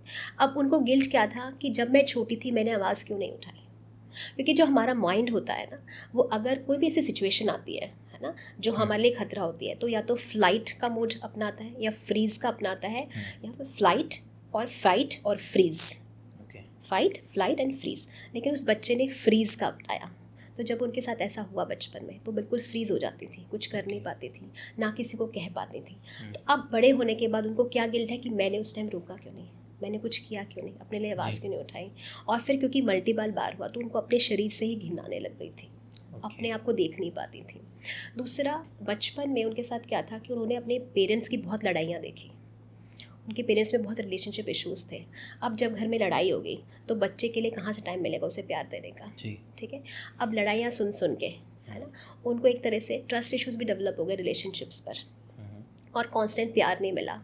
और साथ साथ उन्होंने बताया कि वो थोड़ी सांवली हैं, जब छोटी थी तो दादी या डिस्टेंस रिलेटिव्स बोलती थी ना, तू तो थोड़ी सांवली है, इसकी कैसे शादी होगी, लड़कियां तो गोरी होती तो ही सही रहता है। तो बहुत सारे सेल्फ इमेज भी एकदम उनकी डिस्ट्रक्ट हो गई, है ना, और ज़्यादा सोचने लगी उस बारे में।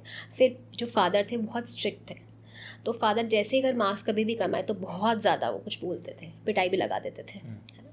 तो ये सेक्सुअल अब्यूज़, और जो इनको एक उनके सामने रंग के लिए लोगों ने बोला बचपन में, और फादर का बहुत स्ट्रिक्ट होना, उन्हें मार पिटाई करना, जैसे ही मार्क्स का मार पिटाई करना, और पेरेंट्स का जो रिलेशनशिप प्रॉब्लम थी, उन सब के कारण अब ये स्थिति हो गई कि उन्हें एंजाइटी, खुद से नफरत, फोकस नहीं लगना और हर काम को टालते रहना, ये वाले सारे इश्यूज़ हो गए। तो फिर हमने क्या किया, उनका इनर चाइल्ड हीलिंग का, जैसे मैंने बताया, मेडिटेशन करवाया, जिसमें उनको बहुत सारे सेशंस लिए, और जिसमें कि वो अपने बचपन के उस रूप से मिली। उन्होंने सारे, वो बचपन वाला बच्चा क्या कह रहा है सब कुछ सुना, उसकी भावनाओं को सुना, उसे प्यार दिया मेडिटेशन के दौरान ही, है ना, जो कि हम हिप्नोथेरेपी से करते हैं। और साथ में फिर वो लेटर वाली एक्सरसाइज और बहुत सारी एक्सरसाइज होती हैं, वो उन्हें करवाई दी। तो 7-8 सेशन के बाद में वो बिल्कुल ठीक हो गई। और जो लड़की पहले शीशे में अपने आप को देख नहीं पाती थी, वो बड़ी खुश होकर इंस्टाग्राम पे, फेसबुक पे और अपने फेसबुक अपनी फ़ोटो लगाती है, और बहुत ही कॉन्फिडेंट जीवन जी रही है, और बहुत अच्छे से पढ़ाई कर रही है। तो इनर चाइल्ड हीलिंग से इतना हद तक आप कोई भी पर्सन हील हो सकता है। एंड मैम फिर ये पास्ट लाइफ रिग्रेशन क्या होता है? तो देखो, पास्ट लाइफ रिग्रेशन एक्चुअली एक थेरेपी है ना। तो लोगों को मिसकंसेप्शन भी है कि पास्ट लाइफ रिग्रेशन मतलब सिर्फ दूसरी लाइफ में जाना और देख लेना कि क्या था, कि हम क्या थे, कोई राजा थे या क्या थे हम, है ना, और कौन से ईयर में हुआ और देख के आ जाना। एक्चुअली पास्ट लाइफ रिग्रेशन का मतलब ये नहीं होता। पास्ट लाइफ, इसका पूरा नाम होता है past life regression therapy. Therapy मतलब इलाज। तो पास्ट लाइफ रिग्रेशन थेरेपी एक इलाज है, एक ट्रीटमेंट है, जो किसी की भी हीलिंग के लिए किया जाता है, जिससे आपको हल्का फील हो, अच्छा फील हो, ठीक है। अब क्या होता है, जब कोई भी पेशेंट हमारे पास आता है, कोई भी क्लाइंट आता है, तो ज़्यादातर तो ऐसा होता है कि उसको उसकी प्रॉब्लम्स पता होती है, यानी कि हाँ, उसको ये नहीं पता होता कि मुझे एंजाइटी है या डिप्रेशन है या क्या है, लेकिन उसकी लाइफ में जो भी ट्रॉमाज होते हैं वो हमसे शेयर करता है। लेकिन कई बार ऐसा होता है कि उसको पता ही नहीं है कि उसके साथ अगर कोई फियर है उसे बहुत ज़्यादा किसी चीज़ का, तो क्यों है, क्योंकि इस लाइफ में तो उसने ऐसा कुछ नहीं देखा। या फिर उसके साथ अगर पैटर्न बना रहा है कि हर कोई आता है रिलेशनशिप में धोखा देता है, हर कोई आता है धोखा देता है, तो ये सब क्यों हो रहा है। या बचपन से ही उसे कोई ऐसी बीमारी जिसका डायग्नोसिस ही नहीं हो रहा, है ना। यानी कि अगर किसी की लाइफ में ऐसे इश्यूज़ हैं जिनका रीज़न उसे भी नहीं पता, तो फिर हम उसका पास्ट लाइफ रिग्रेशन थेरेपी करते हैं, ये जानने के लिए कि उसके साथ क्या था। अब पास्ट लाइफ रिग्रेशन थेरेपी का मतलब ये नहीं कि सीधे आप पास्ट लाइफ यानी कि दूसरे जन्म को ही देखोगे। उसके लिए हम एज रिग्रेशन भी करते हैं, यानी कि इसी लाइफ में हम धीरे धीरे उस समय में पीछे ले जाते हैं। क्योंकि जैसा मैंने बताया कि चाइल्डहुड में बहुत सारे एक्सपीरियंसेस हमें होते हैं, और सारे एक्सपीरियंसेस हमें कॉन्शियसली याद नहीं होते। तो जब हम ट्रांस में लेके जाते हैं पास्ट लाइफ रिग्रेशन में, तो उसको चाइल्डहुड की कई चीज़ें याद आ जाती हैं जो कॉन्शियसली उसको याद नहीं होती। इवन हम उसको यूटेरो मेमोरी भी रिट्रीव करवाते हैं जब वो अपनी माँ के गर्भ में था। क्योंकि माँ के गर्भ में माँ की कैसी फीलिंग्स थी, क्या माँ खुश थी, क्या आप एक वांटेड चाइल्ड हो या अनवांटेड चाइल्ड हो, वो सब भी बच्चे पर असर डालती है ना। और उसके बाद में फिर माँ के गर्भ में आने से पहले सोल के रूप में आप कहाँ थे, किसी शरीर में थे या सोल प्लेन में थे, वो सारी चीज़ें रिट्रीव करवाई जाती है। उससे पर्सन को जो अपनी लाइफ में आज प्रॉब्लम है उसका रूट कॉज समझ में आ जाता है। अब जब रूट कॉज समझ में आ जाता है तो दो चीज़ें होती है, एक तो उसको एक वाई क्वेश्चन जो होता है, मेरे साथ ही क्यों, उसका जवाब मिल जाता है, तो काफ़ी सब्र तो इसी से आ जाता है उसमें। दूसरा, जब वो रूट कॉज देखता है और उस लाइफ को रीलिव करता है, सारे इमोशंस उसके जो स्टक थे वहाँ पे वो सब रिलीज़ होते हैं, है ना। जैसे मैं आपको एक एग्जांपल देती हूँ, केस स्टडी बताती हूँ। जैसे एक पर्सन थी मेरे पास आई थी, तो उनका क्या था कि वो एक स्कूल में प्रिंसिपल हैं, गवर्नमेंट स्कूल में प्रिंसिपल हैं। अब उनको क्या था, बहुत ज़्यादा एंगर इश्यूज़ थे, और उन्होंने शेयर किया कि मैम मुझे एंगर इश्यूज़ इतने ज़्यादा हैं कि मैंने अपने बच्चों की बहुत पिटाई लगाई है बचपन में, और अब वो कॉलेज में पढ़ रहे हैं, दोनों बड़े हो गए, और अब वो थेरेपीज़ ले रहे हैं, है ना। और अब जब मुझे रियलाइज़ हुआ, क्योंकि अब सोशल मीडिया पे काफ़ी अवेयरनेस है, तो अब मैं देखती हूँ, पढ़ती हूँ कि पेरेंटिंग की भी कुछ होती है। पहले तो मुझे पता ही नहीं था कि पेरेंटिंग भी कुछ होती है और क्या होता है पेरेंटिंग में। तो अब मुझे लगता है कि मैंने इनके साथ बहुत ही गलत किया, कि बहुत मार पिटाई मैंने करी है ना। और इतने ज़्यादा एंगर इश्यूज़, और अभी भी इतने एंगर इश्यूज़ है कि मेरी हर किसी से लड़ाई चलती रहती है ना। तो मुझे इस एंगर इश्यूज़ को रिजॉल्व करना है। अब हमने जब उनसे बात करी तो पता चला कि चाइल्डहुड में भी काफ़ी प्रॉब्लम्स थी, यानी कि चाइल्डहुड में उनके जो पेरेंट्स थे, है ना, वो बहुत ही ख़राब उनसे बिहेव करते थे। जो फादर थे वो एल्कोहलिक थे, तो बहुत मार पिटाई करते थे उनके साथ में। मदर भी ज़्यादा ध्यान नहीं देती थी, अपनी पूजा पाठ में लगी रहती थी। तो ऐसा उनका चाइल्डहुड बीता था, ठीक है। अब जब ऐसा चाइल्डहुड बीता तो काफ़ी एग्रेशन तो इसी से आ गया उनमें, क्योंकि है ना, इमोशन जो थे सप्रेस थे, ठीक है। अब कहते कि मैम ऐसा क्यों है, क्योंकि मेरे रियल पेरेंट्स हैं ये, ऐसा भी नहीं कोई मैं सौतेली हूँ। तो रियल पेरेंट्स मेरे साथ ऐसा क्यों बिहेव कर रहे हैं, जबकि भाई के साथ तो बहुत अच्छा बिहेव कर रहे हैं। और ऐसा भी नहीं है कि उनको कोई ये हो कि लड़की हो गई इसलिए ऐसा है, क्योंकि उनके घर में ऐसा भी नहीं था। तो मेरे पे इनको इतना गुस्सा क्यों आता था हमेशा कि मेरे साथ ऐसा करते थे।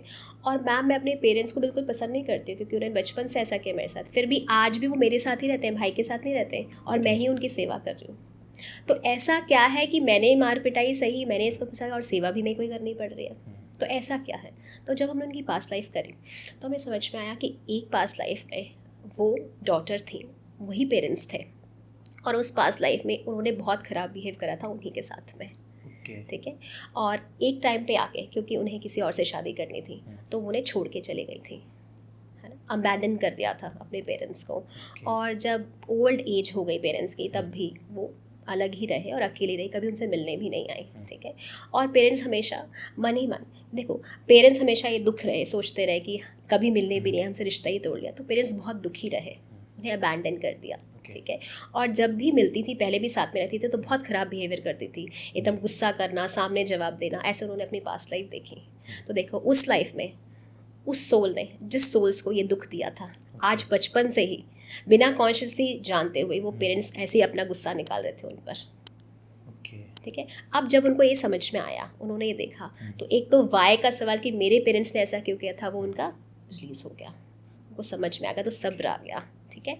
और जब ये सब्र आ गया तो उसके बाद में भी हम कुछ एक्सरसाइजेस बताते हैं कि आप होपनोपनो प्रेयर करो या उन सोल से माफ़ी मांगो, सब बहुत सारी उन्होंने चीज़ें करी। हालांकि उनके फादर तो अब नहीं थे जब उन्हें करवाने आई, लेकिन मदर थी। लेकिन जब धीरे धीरे उन्होंने करी तो मदर में के बिहेव में काफ़ी बदलाव आया, है ना। जैसे मदर का एक रवैया था सौतेला सा, साथ में रहती थी फिर भी ऐसे ही करती रहती जिससे पहले करती थी, लेकिन काफ़ी बदलाव आया। तो इस तरह से पास्ट लाइफ काम करता है। एक और आपको केस स्टडी बताती हूँ। एक लेडी आई थी मेरे पास, उनको पानी से बहुत डर लगता था, है ना। और वो कहती थी मैम मेरे साथ प्रॉब्लम ये है कि अब घर में जैसे टब वगैरह होता है कहीं के बाथिंग, तो उसमें तो मैं नहा लेती हूँ, लेकिन अब हमें कहीं जाना है और आजकल लोग बोटिंग वगैरह करते हैं, तो मैं कभी इंजॉय नहीं कर पाती ना, मुझे देख के ऐसा लगता है मैं डूब जाऊँगी, मेरे को कुछ हो जाएगा इसमें, है ना। तो अब मैं देखना चाहती हूँ, क्योंकि तो मैंने उनसे मैंने लाइफ हिस्ट्री ली कि कहीं इस लाइफ में तो ऐसा कुछ नहीं हुआ है, कहीं आपके साथ कोई एक्सीडेंट हो गया हो या आपने ऐसा कुछ पढ़ लिया हो जिससे आप डर गए हो, तो पता चला इस लाइफ में तो ऐसा कुछ भी नहीं हुआ। तो जब हमने उनकी पास्ट लाइफ करी तो हमने देखा कि एक लाइफ में उनकी डेथ पानी में डूबने से हुई थी, इसमें वो पानी में डूब गई थी, है ना। तो वो सोल ने वो ट्रॉमा, वो पेन कैरी कर लिया आज भी। और आज की लाइफ में कोई एक्सीडेंट नहीं हुआ, फिर भी पानी जब बहुत सारा होता है एक जगह, है ना, उसको देखते ही डर लगता है। अब जब हमने ये सेशन करा उसके बाद में उन्होंने 2 महीने बाद मुझे रिपोर्टिंग करी कि मैम आपको एक बहुत अच्छी गुड न्यूज़ बताती हूँ, हम लोग घूमने गए थे और मैम मैंने बोटिंग भी करी बड़े आराम से, और जैसे पेडल वाली बोट होती है जिसमें हमको भी पेडल चलाने होते हैं, मैंने मैम खुद पेडल चलाया। तो इस तरह से पास्ट लाइफ रिग्रेशन से बहुत सारी ऐसी चीज़ें जिसका मतलब आपकी आज की लाइफ में समझ नहीं आता, वो पास्ट लाइफ से हील भी हो जाती है। कुछ चीज़ें तुरंत हील हो जाती हैं, कुछ लोगों की चीज़ों को टाइम लगता है। और अगर मान लो टाइम लग रहा है और हील नहीं भी हो पाती है, तो भी आप में सब्र आ जाता है, शांति आ जाती है और पीस आ जाता है, जिसे हम हीलिंग कहते हैं। तो ये पास्ट लाइफ रिग्रेशन थेरेपी होती है। तो मैम बेसिकली जैसे इनर चाइल्ड हीलिंग है और पास्ट लाइफ रिग्रेशन है, इन दोनों में फिर डिफरेंस क्या हुआ? डिफरेंस ये हुआ कि जो पास्ट लाइफ रिग्रेशन है उसमें तो आप दूसरी लाइफ टाइम में जाते हो, दूसरी लाइफ टाइम में भी जाते हो, है ना। इनर चाइल्ड हीलिंग में क्या होता है कि आप अपने अंदर के बच्चे से मिलते हो, ठीक है। इनर चाइल्ड में आप जैसे आप पास्ट लाइफ की बात करें अगर, तो पास्ट लाइफ में ऐसा नहीं है कि आप सीधे दूसरी लाइफ में जाओगे, वही पास्ट लाइफ है। जैसे मैंने बताया, अगर आप चाइल्डहुड की बातों को भी एक्सप्लोर कर रहे हो तो वो भी पास्ट लाइफ है, क्योंकि वो भी आपका पास्ट है। लेकिन पास्ट लाइफ में हम आपको ऐसी कुछ चीज़ें याद दिलाने की कोशिश करते हैं जो कॉन्शियसली आपको याद नहीं है, आपको पता नहीं है। इनर चाइल्ड में हम आपको बच्चे से मिलाते हैं, ये देखने के लिए उसकी भावनाएं क्या हैं, इमोशंस क्या हैं। तो इनर चाइल्ड और पास्ट लाइफ का जो भी है, जो बेसिकली ऑब्जेक्टिव है, वो तो है तो हीलिंग ही। लेकिन हम पास्ट लाइफ रिग्रेशन तब करते हैं जब आपकी लाइफ में कुछ ऐसी प्रॉब्लम है जिसका आपको सोल्यूशन नहीं समझ में आ रहा, रीज़न भी समझ में नहीं आ रहा कि रीज़न क्या है। और इनर चाइल्ड हीलिंग में हमें पता होता है कि आपके साथ ट्रॉमाज हुए हैं, आपका चाइल्डहुड ख़राब रहा है, तब हम इनर चाइल्ड हीलिंग करते हैं। ओके। तो मैम बेसिकली जैसे लाइक जो हमारे कोई लव वंस हैं, लाइक जो फैमिली में लाइक जैसे मम्मी है या पापा हैं, तो क्या मतलब कोई भी पर्सन स्पेसिफाई हमको हील कर सकता है कि लाइक जैसे अपन मम्मी को हक करते हैं तो अच्छा फील होता है बहुत लोगों को, तो क्या कोई पर्सन अपन को हील कर सकता है? आपने बहुत अच्छी बात बोली अमन, कि मम्मी को हील कर हक करके हमें अच्छा लगता है। तो साइकोलॉजी कहती है कि अगर हम किसी को हक करते हैं, हमारे लव्ड वंस को, मम्मी पापा बहन भाई आपस में, दोस्तों को भी, तो हमारे अंदर एक हार्मोन रिलीज होता है जिसका नाम होता है ऑक्सीटोसिन, जो कि बॉन्डिंग हार्मोन होता है, जो हमें सेफ़ फील करवाता है। ये जैसे ही हार्मोन रिलीज होता है, हमें एक फीलिंग आती है कि तुम सेफ़ हो।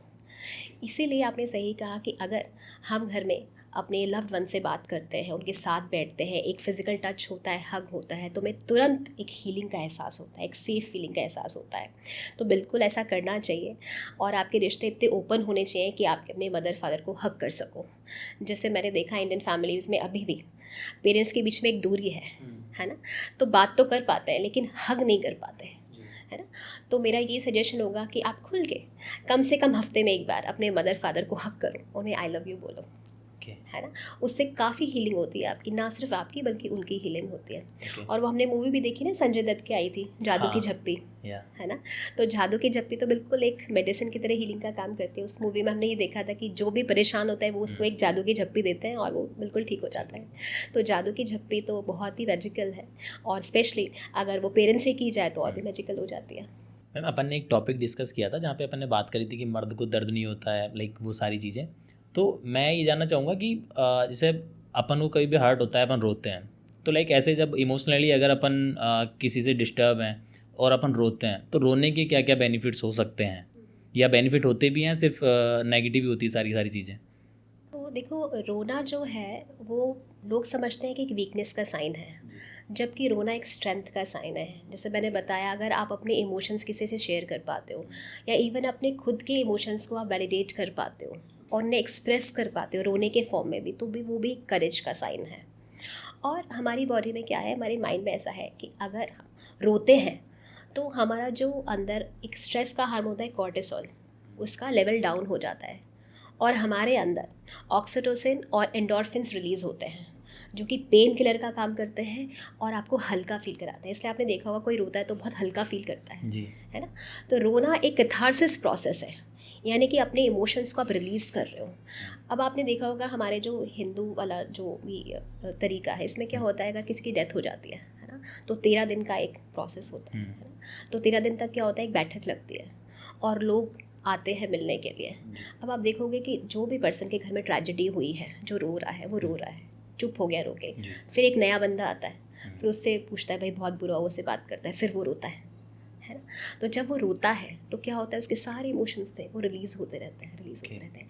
13 दिन में आप देखोगे कि काफ़ी हद तक वो बैलेंस हो जाता है। तो एक कैथारसिस प्रोसेस है। मैं आपसे केस स्टडी शेयर करना चाहती हूँ इसमें। मेरे पास एक पर्सन आए थे, क्योंकि वैसे भी हमने जैसे बात करी मर्द को दर्द नहीं होता वाली, तो है ना, वो जब आए मेरे पास में तो उनका ये हाल था कि उनको ना चीज़ें भी भूलने लग गए थे। मतलब फोकस उनका और मेमोरी पे इतना असर पड़ गया कि वो चीज़ें भी भूलने लग गए और अपने वर्क में अच्छे से परफॉर्म नहीं कर पा रहे थे, है ना।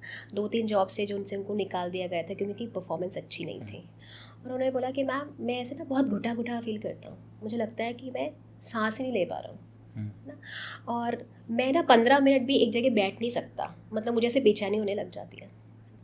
तो जब मैंने उनकी हिस्ट्री ली तो उनकी हिस्ट्री में क्या था कि पहले से ही फाइनेंशियल प्रॉब्लम्स थी बचपन से ही। अब बड़े होने के बाद जब जॉब और हुई, फाइनेंशियल प्रॉब्लम्स ठीक हुई, तो वो 2 भाई थे। एक जो भाई था वो तो फ़ौरन सेटल हो गया, तो उनसे ज़्यादा उनकी बोलचाल नहीं थी। अब उनके फादर बीमार हो गए। जब फादर बीमार हो गए तो सारी रिस्पॉन्सिबिलिटी उन पर आ गई फाइनेंस की, और फाइनेंशियली उस टाइम पर उनकी जॉब इतनी अच्छी नहीं थी, सैलरी इतनी अच्छी नहीं थी।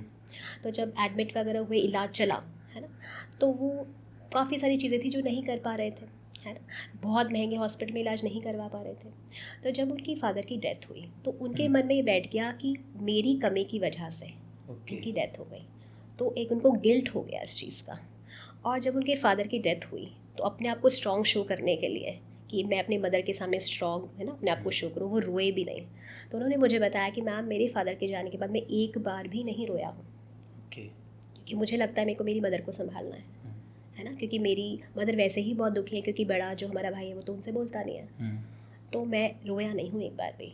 और आज तक मुझे ये लगता है कि मेरे फादर की डेथ जो है वो कहीं ना कहीं रुक सकती थी अगर मैं बेटर इलाज करवा देता। ठीक है, तो अब ये सब क्यों था? क्योंकि उन्होंने इमोशंस को सप्रेस कर रखा था। ठीक है, तो पहले मैंने उनको बोला पहले तो आपको एक्सेप्ट करना ज़रूरी है, आपको रोना ज़रूरी है। तो हमने हिप्नोथेरेपी के थ्रू उनको बहुत रुलाया उनको 2 सेशंस में उनको सिर्फ रुलाया, खूब रोए वो।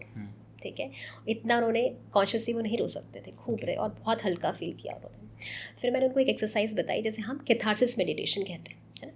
अब कैथारसिस मेडिटेशन में क्या होता है, स्पेशली, हालांकि लड़के और लड़के दोनों कर सकते हैं, पर लड़के स्पेशली क्योंकि वो किसी के सामने इमोशंस जो है वो जाहिर नहीं करते। तो मैंने उनको बताया, जो कि सभी व्यूअर्स के लिए भी काम आएगी। तो जैसे आप क्या करो, अगर आपकी लाइफ में कोई ट्रॉमास हुए हैं या कोई ऐसे इंसिडेंट्स है जिससे आप दुखी हो, परेशान हो, आज भी वो आपको हॉन्ट करते हैं, या किसी बात का गिल्ट है, गुस्सा है ना, तो आप एक रूम में बैठो, ठीक है, और एक म्यूज़िक चला दो जिसमें एक्सरसाइज वाला म्यूज़िक जो होता है, जिसमें बहुत आप में एनर्जी भर जाए, और आंखें बंद करके अपने मेंटल स्क्रीन पर उस इंसिडेंट को देखो जो हुआ था। चाहे वो कुछ ऐसा हो जैसे गुस्सा आए, चाहे कुछ ऐसा हो जैसे रोना आए, उसको पूरा फील करो, देखो। और जब उस म्यूज़िक से और उसको देख के मेंटल स्क्रीन पर बिल्कुल गुस्सा भर जाए तो अब एक लो पिलो और उसको खूब पंच करो, मारो उसको, अपना सारा गुस्सा निकालो, रो धो चिल्लाओ, जो करना है करो, ठीक है, लेकिन अकेले होने चाहिए आप, नहीं तो घर वाले सोचेंगे क्या हो गया इसको, और उनको इन्फॉर्म कर दो कि अभी मुझे डिस्टर्ब नहीं करना है। आप सारे अपने इमोशंस रिलीज़ करो, और जब आप ऐसा करोगे अपने आप बॉडी रिलीज़ करेगी, आपको सोचना नहीं पड़ेगा क्या करना है, अपने आप होगा वो गुस्सा, चीखना, चिल्लाना, पंच करना। आप 10 मिनट ऐसा करो, और उसके बाद में बिल्कुल शांत होके बिना मूव करे 10 मिनट बैठ जाओ साइलेंस में। जब आप साइलेंस में बैठोगे एकदम माइंड ऐसा लगेगा बिल्कुल खाली हो गया, कोई थॉट्स नहीं आ रहे, और उसके बाद में आप कोई अच्छा से म्यूज़िक चलाओ, फिर आप धीरे धीरे झूमो, डांस करो उस पर, ठीक है। ये कैथारसिस मेडिटेशन होता है। अगर आप इसको 7 दिन भी करोगे तो बहुत इफेक्ट आएगा। उनको मैंने यही बताया और उन्होंने इसको 7 दिन किया, 7 दिन में बहुत इफेक्ट आ गया, और वो जो उनका एंजाइटी था, है ना, वो चला गया। वो जो एंजाइटी था कि 15 मिनट भी बैठ नहीं पाते थे और ऐसे कुछ होने लग जाता, वो काफ़ी ठीक हो गया। हालांकि हमने उनके और भी थेरेपीज़ करे, लेकिन अब वो बिल्कुल ठीक है और अपने जॉब में अच्छे से परफॉर्म कर रहे हैं। तो रोना इतना ज़्यादा इफेक्टिव और इतना ज़रूरी है ना। तो अगर आप किसी के सामने नहीं रो सकते, ठीक है, आप घर के हेड हो, आपको लगता है मैं दूसरों के सामने नहीं रो सकता क्योंकि अगर मैं ही रहूँगा तो लोग क्या करेंगे, अगर आप घर के हेड हो दूसरों के सामने नहीं रो सकते, या आपको लगता है कि मैं रहूँगा तो पता नहीं मुझे जज कर लिया जाएगा, तो आप इस कैथारसिस मेडिटेशन को कर सकते हो। बिल्कुल रो सकते हो। और वैसे भी रोना कोई वीकनेस का साइन नहीं, करेज का साइन है। तो हाँ, क्राइंग जो है वो एक हीलिंग प्रोसेस है, कैथारसिस प्रोसेस है, वीकनेस नहीं है। मैम काफ़ी लोगों के अंदर है ना, लाइक भूत आत्माएं आती है, हम देखते हैं कि लाइक किसी में देवी देवता भी आ गए हैं, उनको लगता है कि लाइक वो उनको कंट्रोल कर रहे हैं और अब वो हमारी हेल्प करने के लिए आए हैं। तो आपके क्या पॉइंट ऑफ व्यू है इन चीज़ों पे, क्या ये चीज़ें होती हैं? देखो अमन, ये बहुत ही सेंसिटिव टॉपिक है और बहुत लोग भूत, देवी, आत्मा आते हैं और इन चीज़ों में विश्वास करते हैं ना। तो हम उनके विश्वास को यहाँ पर कुछ भी ब्रेक करने की कोशिश नहीं कर रहे हैं या उस पर हम सवाल नहीं खड़ा कर रहे, लेकिन साइकोलॉजिकल पर्सपेक्टिव से अगर कोई ये कहता है, उसको लगता है कि मेरे अंदर भूत, देवी या आत्मा आते हैं, मुझे कोई कंट्रोल करता है, तो एक्चुअली ये माइंड का कोपिंग मैकेनिज़्म होता है। अगर कोई पर्सन है जो बहुत समय से स्ट्रेस में है, है ना, स्ट्रेस में है और सैडनेस में है और अपने इमोशंस को दबा के रखना पड़ रहा है, उसको एक्सप्रेस नहीं कर पा रहा। तो एक लेवल ऐसा आता है कि वो जो स्ट्रेस है, वो जो सैडनेस है, वो जो हेल्पलेसनेस है, वो यहाँ तक आ जाती है और फिर माइंड बियर नहीं कर पाता, उसको झेल नहीं पाता। और जब माइंड झेल नहीं पाता तो आपको ही प्रोटेक्ट करने के लिए वो एक दूसरा तरीका अपनाता है एक्सप्रेस करने का, है ना। और वो क्या तरीका अपनाता है, किसी को तो हो जाता है डिसोसिएटिव आइडेंटिटी डिसऑर्डर, जिसमें उसको लगता है कुछ टाइम के लिए एक ट्रांस वाली फेज़ आती है जिसमें उसको लगता है कि मेरे अंदर कोई आत्मा है, कोई शक्ति है, देवी देवता है और वो मुझे कंट्रोल कर रहे हैं, वो मुझसे काम करवा रहे हैं, लोगों की मदद करवा रहे हैं। और इस टाइम वो बहुत एम्पावर्ड फील करता है ना। क्योंकि जब कॉन्शियस स्टेट में वैसे वो होता है तब हो सकता है उसकी नहीं सुनी जा रही हो, उसको इंपॉर्टेंस नहीं दी जा रही हो, लेकिन जब उस स्टेट में होता है तब सब लोग सुनते हैं। जैसे आपने देखा होगा कि गांव देहात में कई लेडीज़ को देखा होगा, वो कहती हैं मेरे अंदर देवी आ गई, है ना, और वो सिर घुमाती हैं ऐसे ऐसे, है ना, या अलग आवाज़ में बोलने लगती हैं। तो लोग क्या करते हैं, फिर मालाएं पहनाते हैं, पैसे चढ़ाते हैं, है ना, और वो सारी बातें जो वो वैसे नहीं बोल सकती वो सब बोल देती हैं, है ना, और वहाँ पे उनकी और रिस्पेक्ट बढ़ जाती है। लेकिन ऐसा नहीं है कि वो कॉन्शियसली ऐसा कर रहे हैं या प्लान बना के कर रहे हैं, है ना। अब उनके माइंड में एक अल्टरनेटिव रियलिटी हो गई है, वो ट्रांस में चले जाते हैं। हो सकता है उन्हें भी नहीं पता कि हम ऐसा करें, उनके भी कंट्रोल में नहीं, उनके लिए तो ये एक्सपीरियंस बहुत रियल है, उन्हें तो लगता है ऐसा हो रहा है ना। लेकिन साइकोलॉजी के पर्सपेक्टिव से असली में कोई भूत आत्मा देवी किसी के अंदर नहीं आते हैं, है ना। अब मैं आपको एक केस स्टडी बताती हूँ इसकी, है ना। तो मेरे पास एक पर्सन आए थे और वो पास्ट लाइफ रिग्रेशन कराने आए थे एक्चुअली, और उनका प्रॉब्लम ये था कि उन्होंने कहा था मैम मैंने कम से कम 25 जॉब चेंज कर लिया है ना। अब जॉब चेंज करने का रीज़न क्या है, या तो मुझे निकाल दिया जाता है जॉब से या फिर मैं ही छोड़ देता हूँ। तो मैंने उनसे पूछा आप क्यों छोड़ देते हो। उन्होंने कहा पता नहीं, मैं तो पहले करना चाहता हूँ लेकिन कुछ थॉट आता है और फिर मैं छोड़ देता हूँ, या फिर मुझसे ऐसी कोई गलती होती है कि मुझे जॉब से निकाल दिया जाता है। तो फिर मैंने उनसे पूछा इसका मतलब आप ये जो करियर वाली आपकी प्रॉब्लम है इसके लिए आप पास्ट लाइफ रिग्रेशन करवाना चाहते हो। तो उन्होंने कहा कि मैम ये तो प्रॉब्लम है ही, साथ में ये भी प्रॉब्लम है कि मेरी शादी भी नहीं हो रही है ना, तो इसके लिए भी मुझे करवाना है। और क्या प्रॉब्लम है, तो उन्होंने बताया मैम एक इंटरेस्टिंग बात है ना, जो मैंने किसी को नहीं बताई आपको बता रहा हूँ, और वो ये है कि जब भी मैं पूजा करने बैठता हूँ, है ना, तो मेरा जैसे ही मैं दीपक जलाता हूँ मेरा सर ऐसे ऐसे गोल गोल घूमने लगता है और मुझे ना कंपन होने लगता है बॉडी में, है ना। इसीलिए मुझे लगता है कि मेरे अंदर या तो कोई आत्मा है, कोई शैतान है, भूत जो मुझे कंट्रोल कर रहा है, और या मुझ पे किसी ने काला जादू करा दिया है। और वो जो भूत आत्मा मेरे अंदर है या काला जादू है, उसकी वजह से ही मैं गलतियाँ करता हूँ, मेरी जॉब छूट जाती है, या उसकी वजह से ही ऐसा होता है कि मैं खुद ही जॉब छोड़ देता हूँ, ठीक है। और इसकी वजह से ऐसा होता है कि मैं कुछ ऐसा बोल देता हूँ जिस लड़की से भी मिलता हूँ कि वो मुझे रिजेक्ट कर देती है और मेरी शादी नहीं होती है। तो मैम एक्चुअली मुझे कोई और चला रहा है। तो मैंने उनसे पूछा कि क्या साइन है और कि 100% आपको कैसे इतनी श्योरिटी। कहता है मैम श्योरिटी है ना कि जैसे ही मैं पूजा करने बैठता हूँ मेरा सर घूमता है।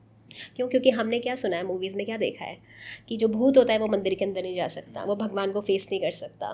तो उन्होंने वैलिड कर दिया, उनको और विश्वास हो गया ऐसा। अब जब उनकी हिस्ट्री ली मैंने तो मुझे पता चला कि जब वो 12th स्टैंडर्ड में थे तब तक बिल्कुल सही था, पढ़ाई में भी वो अच्छे थे, सब ठीक था। फिर उनके कुछ नए दोस्त बने, घर के पास एक पड़ोसी आए, ठीक है।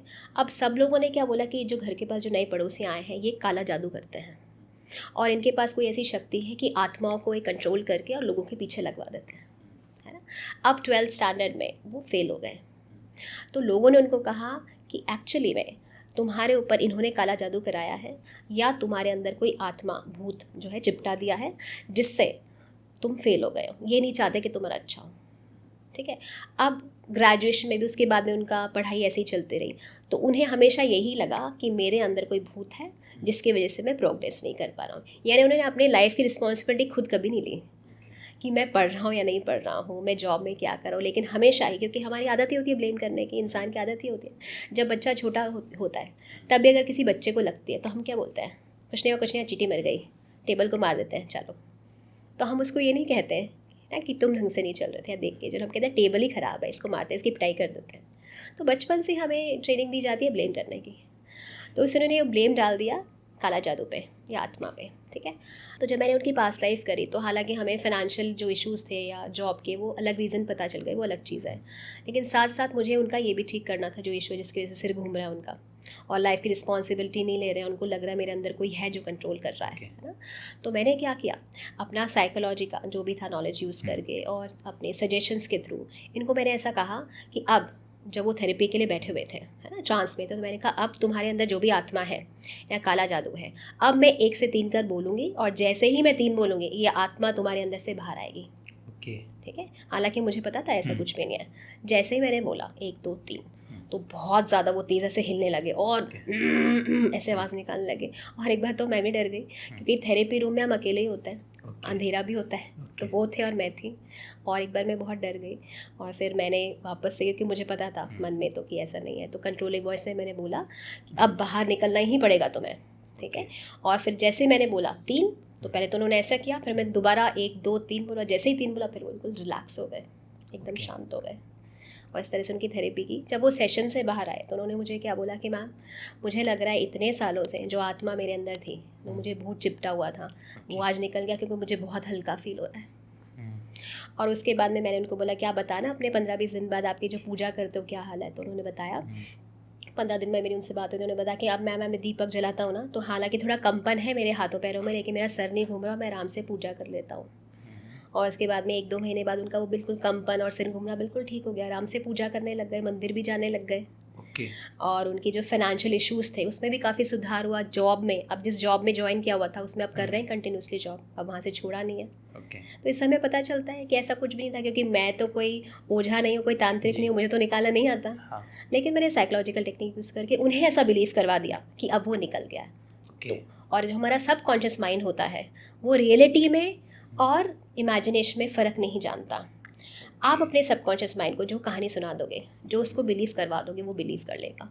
तो पहले उनके सबकॉन्शियस माइंड में ये बिलीव था कि मेरे अंदर कोई आत्मा या शक्ति है, और मैंने अपनी टेक्निक से थेरेपी में उनको ये बिलीव करवा दिया सबकॉन्शियस माइंड में उनको कि अब आपके अंदर से आत्मा निकल गई है। तो माइंड ने उसको बिलीव कर लिया, और जो सबकॉन्शियस माइंड बिलीव कर लेता है तो वही फिर फिजिकल सिम्टम्स आने लगते हैं। तो पहले जहाँ उनके ये बिलीव था कि मेरे अंदर भूत है, तो जो बॉडी वो कांपती थी, अब उनकी बॉडी कांपना बंद हो गई, आराम से पूजा करने लग गए। तो इससे हमें पता चलता है कि एक्चुअली साइकोलॉजिकली भूत, आत्मा, देवता जो अंदर आना है वो साइकोलॉजिकल डिसऑर्डर्स होते हैं, और असली में ऐसा कुछ भी नहीं होता। ओके मैम, बेसिकली आपके अकॉर्डिंग लोगों की जो लाइफ होती है वो एक्चुअल में डिफ़िकल्ट होती है, या हम लोग उसे ज़्यादा बना देते हैं? तो देखो, लाइफ इतनी डिफ़िकल्ट है नहीं जैसे हम उसको बना देते हैं। अब अगर हम यूँ कहें कि किसी की लाइफ में स्ट्रगल नहीं है, तो ऐसा तो नहीं है। हर किसी की लाइफ में कोई ना कोई स्ट्रगल है। अब स्ट्रगल का एरिया अलग हो सकता है, किसी को हेल्थ इश्यूज़ हैं, किसी को फाइनेंशियल इश्यूज़ हैं, किसी को करियर में प्रॉब्लम है, या किसी को रिलेशनशिप में प्रॉब्लम है। और अगर हम एक दिन की भी बात करें तो पूरे दिन हमारा मूड भी एक जैसा नहीं रहता है ना, हमारे अलग अलग इमोशंस चलते रहते हैं। अब फ़र्क क्या होता है नज़रिए का, आपके थॉट पैटर्न का, आपके बिलीफ सिस्टम का। एक व्यक्ति होता है जो अगर छोटी सी प्रॉब्लम आती है तो उसको बहुत बड़ा बना देता है, उसको बहुत बड़े रूप में देखता है। और एक व्यक्ति होता है जो बड़ी प्रॉब्लम को भी एकदम छोटे रूप में देखता है, ईजिली उसको देखता है, उसको सॉल्व भी कर देता है। तो लाइफ डिफ़िकल्ट नहीं है, हम अपने थॉट से, अपने बिलीफ से उसको डिफ़िकल्ट बना देते हैं। और एक प्रॉब्लम हमारे साथ क्या है कि हम हमेशा पास्ट में रहते हैं या फिर फ्यूचर की चिंता करते रहते हैं। तो पास्ट में अगर हम अटके रहते हैं और फ्यूचर जो आया ही नहीं है, जो हमारे कंट्रोल में भी नहीं है, उसकी चिंता करने से भी हम परेशान रहते हैं, हम दुखी रहते हैं। और एक है एक्सपेक्टेशन और कंपैरिजन। हम एक्सपेक्टेशन जो हम करते हैं उसका भी एक लेवल होता है, हमें उस पर एक सेटिस्फैक्ट्री लेवल रखना चाहिए। हम जब ऐसी एक्सपेक्टेशन करते हैं जो पूरी नहीं हो सकती, उससे हम दुखी होते हैं। और आजकल हम कंपैरिजन भी बहुत करते हैं लोगों से, जो कि सोशल मीडिया से बहुत बढ़ गया है, इसलिए भी हम दुखी रहते हैं। तो ये सब बेसिकली यही है कि हमारे थॉट पैटर्न, हमारा बिलीफ सिस्टम, हमारा सोचने का तरीका क्या है, उससे हमने लाइफ को डिफ़िकल्ट बना दिया। लाइफ इतनी डिफ़िकल्ट है नहीं, लाइफ बहुत ही सिंपल है। सो मैम, फाइनली आपके साथ में इतनी सारी बातें हमने करी है और इतने सारे कॉन्सेप्ट को हमने क्लियर किया है, तो हमें बहुत ज़्यादा अच्छा लगा। एंड बेसिकली है ना, लास्ट में मैं सिर्फ इस पॉडकास्ट को एंड करने से पहले एक सवाल पूछना चाहूँगा कि बेसिकली जो लोग अभी भी अपनी लाइफ के अंदर स्ट्रगल कर रहे हैं या इन चीज़ों से सफ़र कर रहे हैं, चाहे वो डिप्रेशन हो, एंजाइटी हो, सैडनेस हो, या कोई भी इमोशनली उनमें डिसऑर्डर है, या इन चीज़ों से वो सफ़र कर रहे हैं और उन्हें इस चीज़ की नीड भी है, लेकिन वो एक थेरेपिस्ट के पास जाने में डरते हैं, तो आप उन्हें एक मैसेज क्या देना चाहोगे जो व्यूअर्स इन पॉडकास्ट को देख रहे हैं? तो मैं ऐसे लोग जो एनजाइटी, डिप्रेशन या किसी भी मेंटल डिसऑर्डर से सफ़र कर रहे हैं या सैडनेस से सफ़र कर रहे हैं, उनको मैं यही मैसेज देना चाहती हूँ कि सबसे पहले तो आप अपनी जो भी कंडीशन है ना, उसको एक्सेप्ट करो। क्योंकि बहुत सारे लोग हैं वो डिनाइल मोड में रहते हैं। तो सबसे पहले अपने साथ बैठो, मेडिटेट करो, थोड़ा साइलेंस में बैठो और देखो कि आपके अंदर क्या थॉट प्रोसेस चल रहा है, और थॉट प्रोसेस को कहीं नोट करो, जिससे आप अपने इमोशंस को आइडेंटिफाई कर पाओगे। तो सबसे पहले आप अपने इमोशंस को आइडेंटिफाई करो, उसे एक्सेप्ट करो, डिनाइल मोड में मत रहो। और उसके बाद में अपने घर में किसी से शेयर करो, चाहे वो फैमिली मेम्बर हो, चाहे कोई दोस्त हो, अपने इमोशंस को रिलीज़ करो। और सेल्फ हेल्प की बहुत सारी चीज़ें जो मैंने पॉडकास्ट में भी बताई है, जिसमें मैंने स्माइल बताया, आप घर में ये चीज़ें कर सकते हो, उसे करो। फिर भी अगर आपको लगता है कि इससे आप अपने प्रॉब्लम से बाहर नहीं आ पा रहे हो, तो बिल्कुल मेरा सजेशन यही होगा कि आप बिना शर्माए या बिना अपने आप को वीक फील करें या बिना सोसाइटी के बारे में क्या सोचे या फैमिली के बारे में सोचे कि लोग क्या कहेंगे, आप एक प्रोफेशनल हेल्प लो, एक थेरेपिस्ट की हेल्प लो। यही मेरा मैसेज है। Thank you so much ma'am, आपने हमारे इस पॉडकास्ट को अपना इतना वैल्यूएबल टाइम दिया और हमारे व्यूअर्स को इतनी नॉलेजेबल चीज़ें शेयर की जो उन्हें एक्चुअल में पता होना चाहिए। एंड बेसिकली अगर कोई मैम से हेल्प लेना चाहता है, लाइक मैम बेसिकली आपको पता है कि थेरेपिस्ट है और हीलर है, और आप उनसे कनेक्ट करना चाहते हैं और आपको रियल में उस चीज़ की नीड है, तो उनकी जो भी कॉन्टैक्ट डिटेल्स है, सोशल मीडियाज़ लिंक है, वो मैं इस वीडियो के डिस्क्रिप्शन में आपको शेयर करवा दूंगा। आप वहाँ जाके मैम को फॉलो भी कर सकते हैं, बिकॉज मैम अच्छे अच्छे कॉन्टेंट लाते रहते हैं अपने सोशल मीडिया प्लेटफॉर्म पर, जिसको देख के भी आप अपनी लाइफ को ट्रांसफॉर्म कर सकते हैं। So thank you so much ma'am again. Thank you Aman.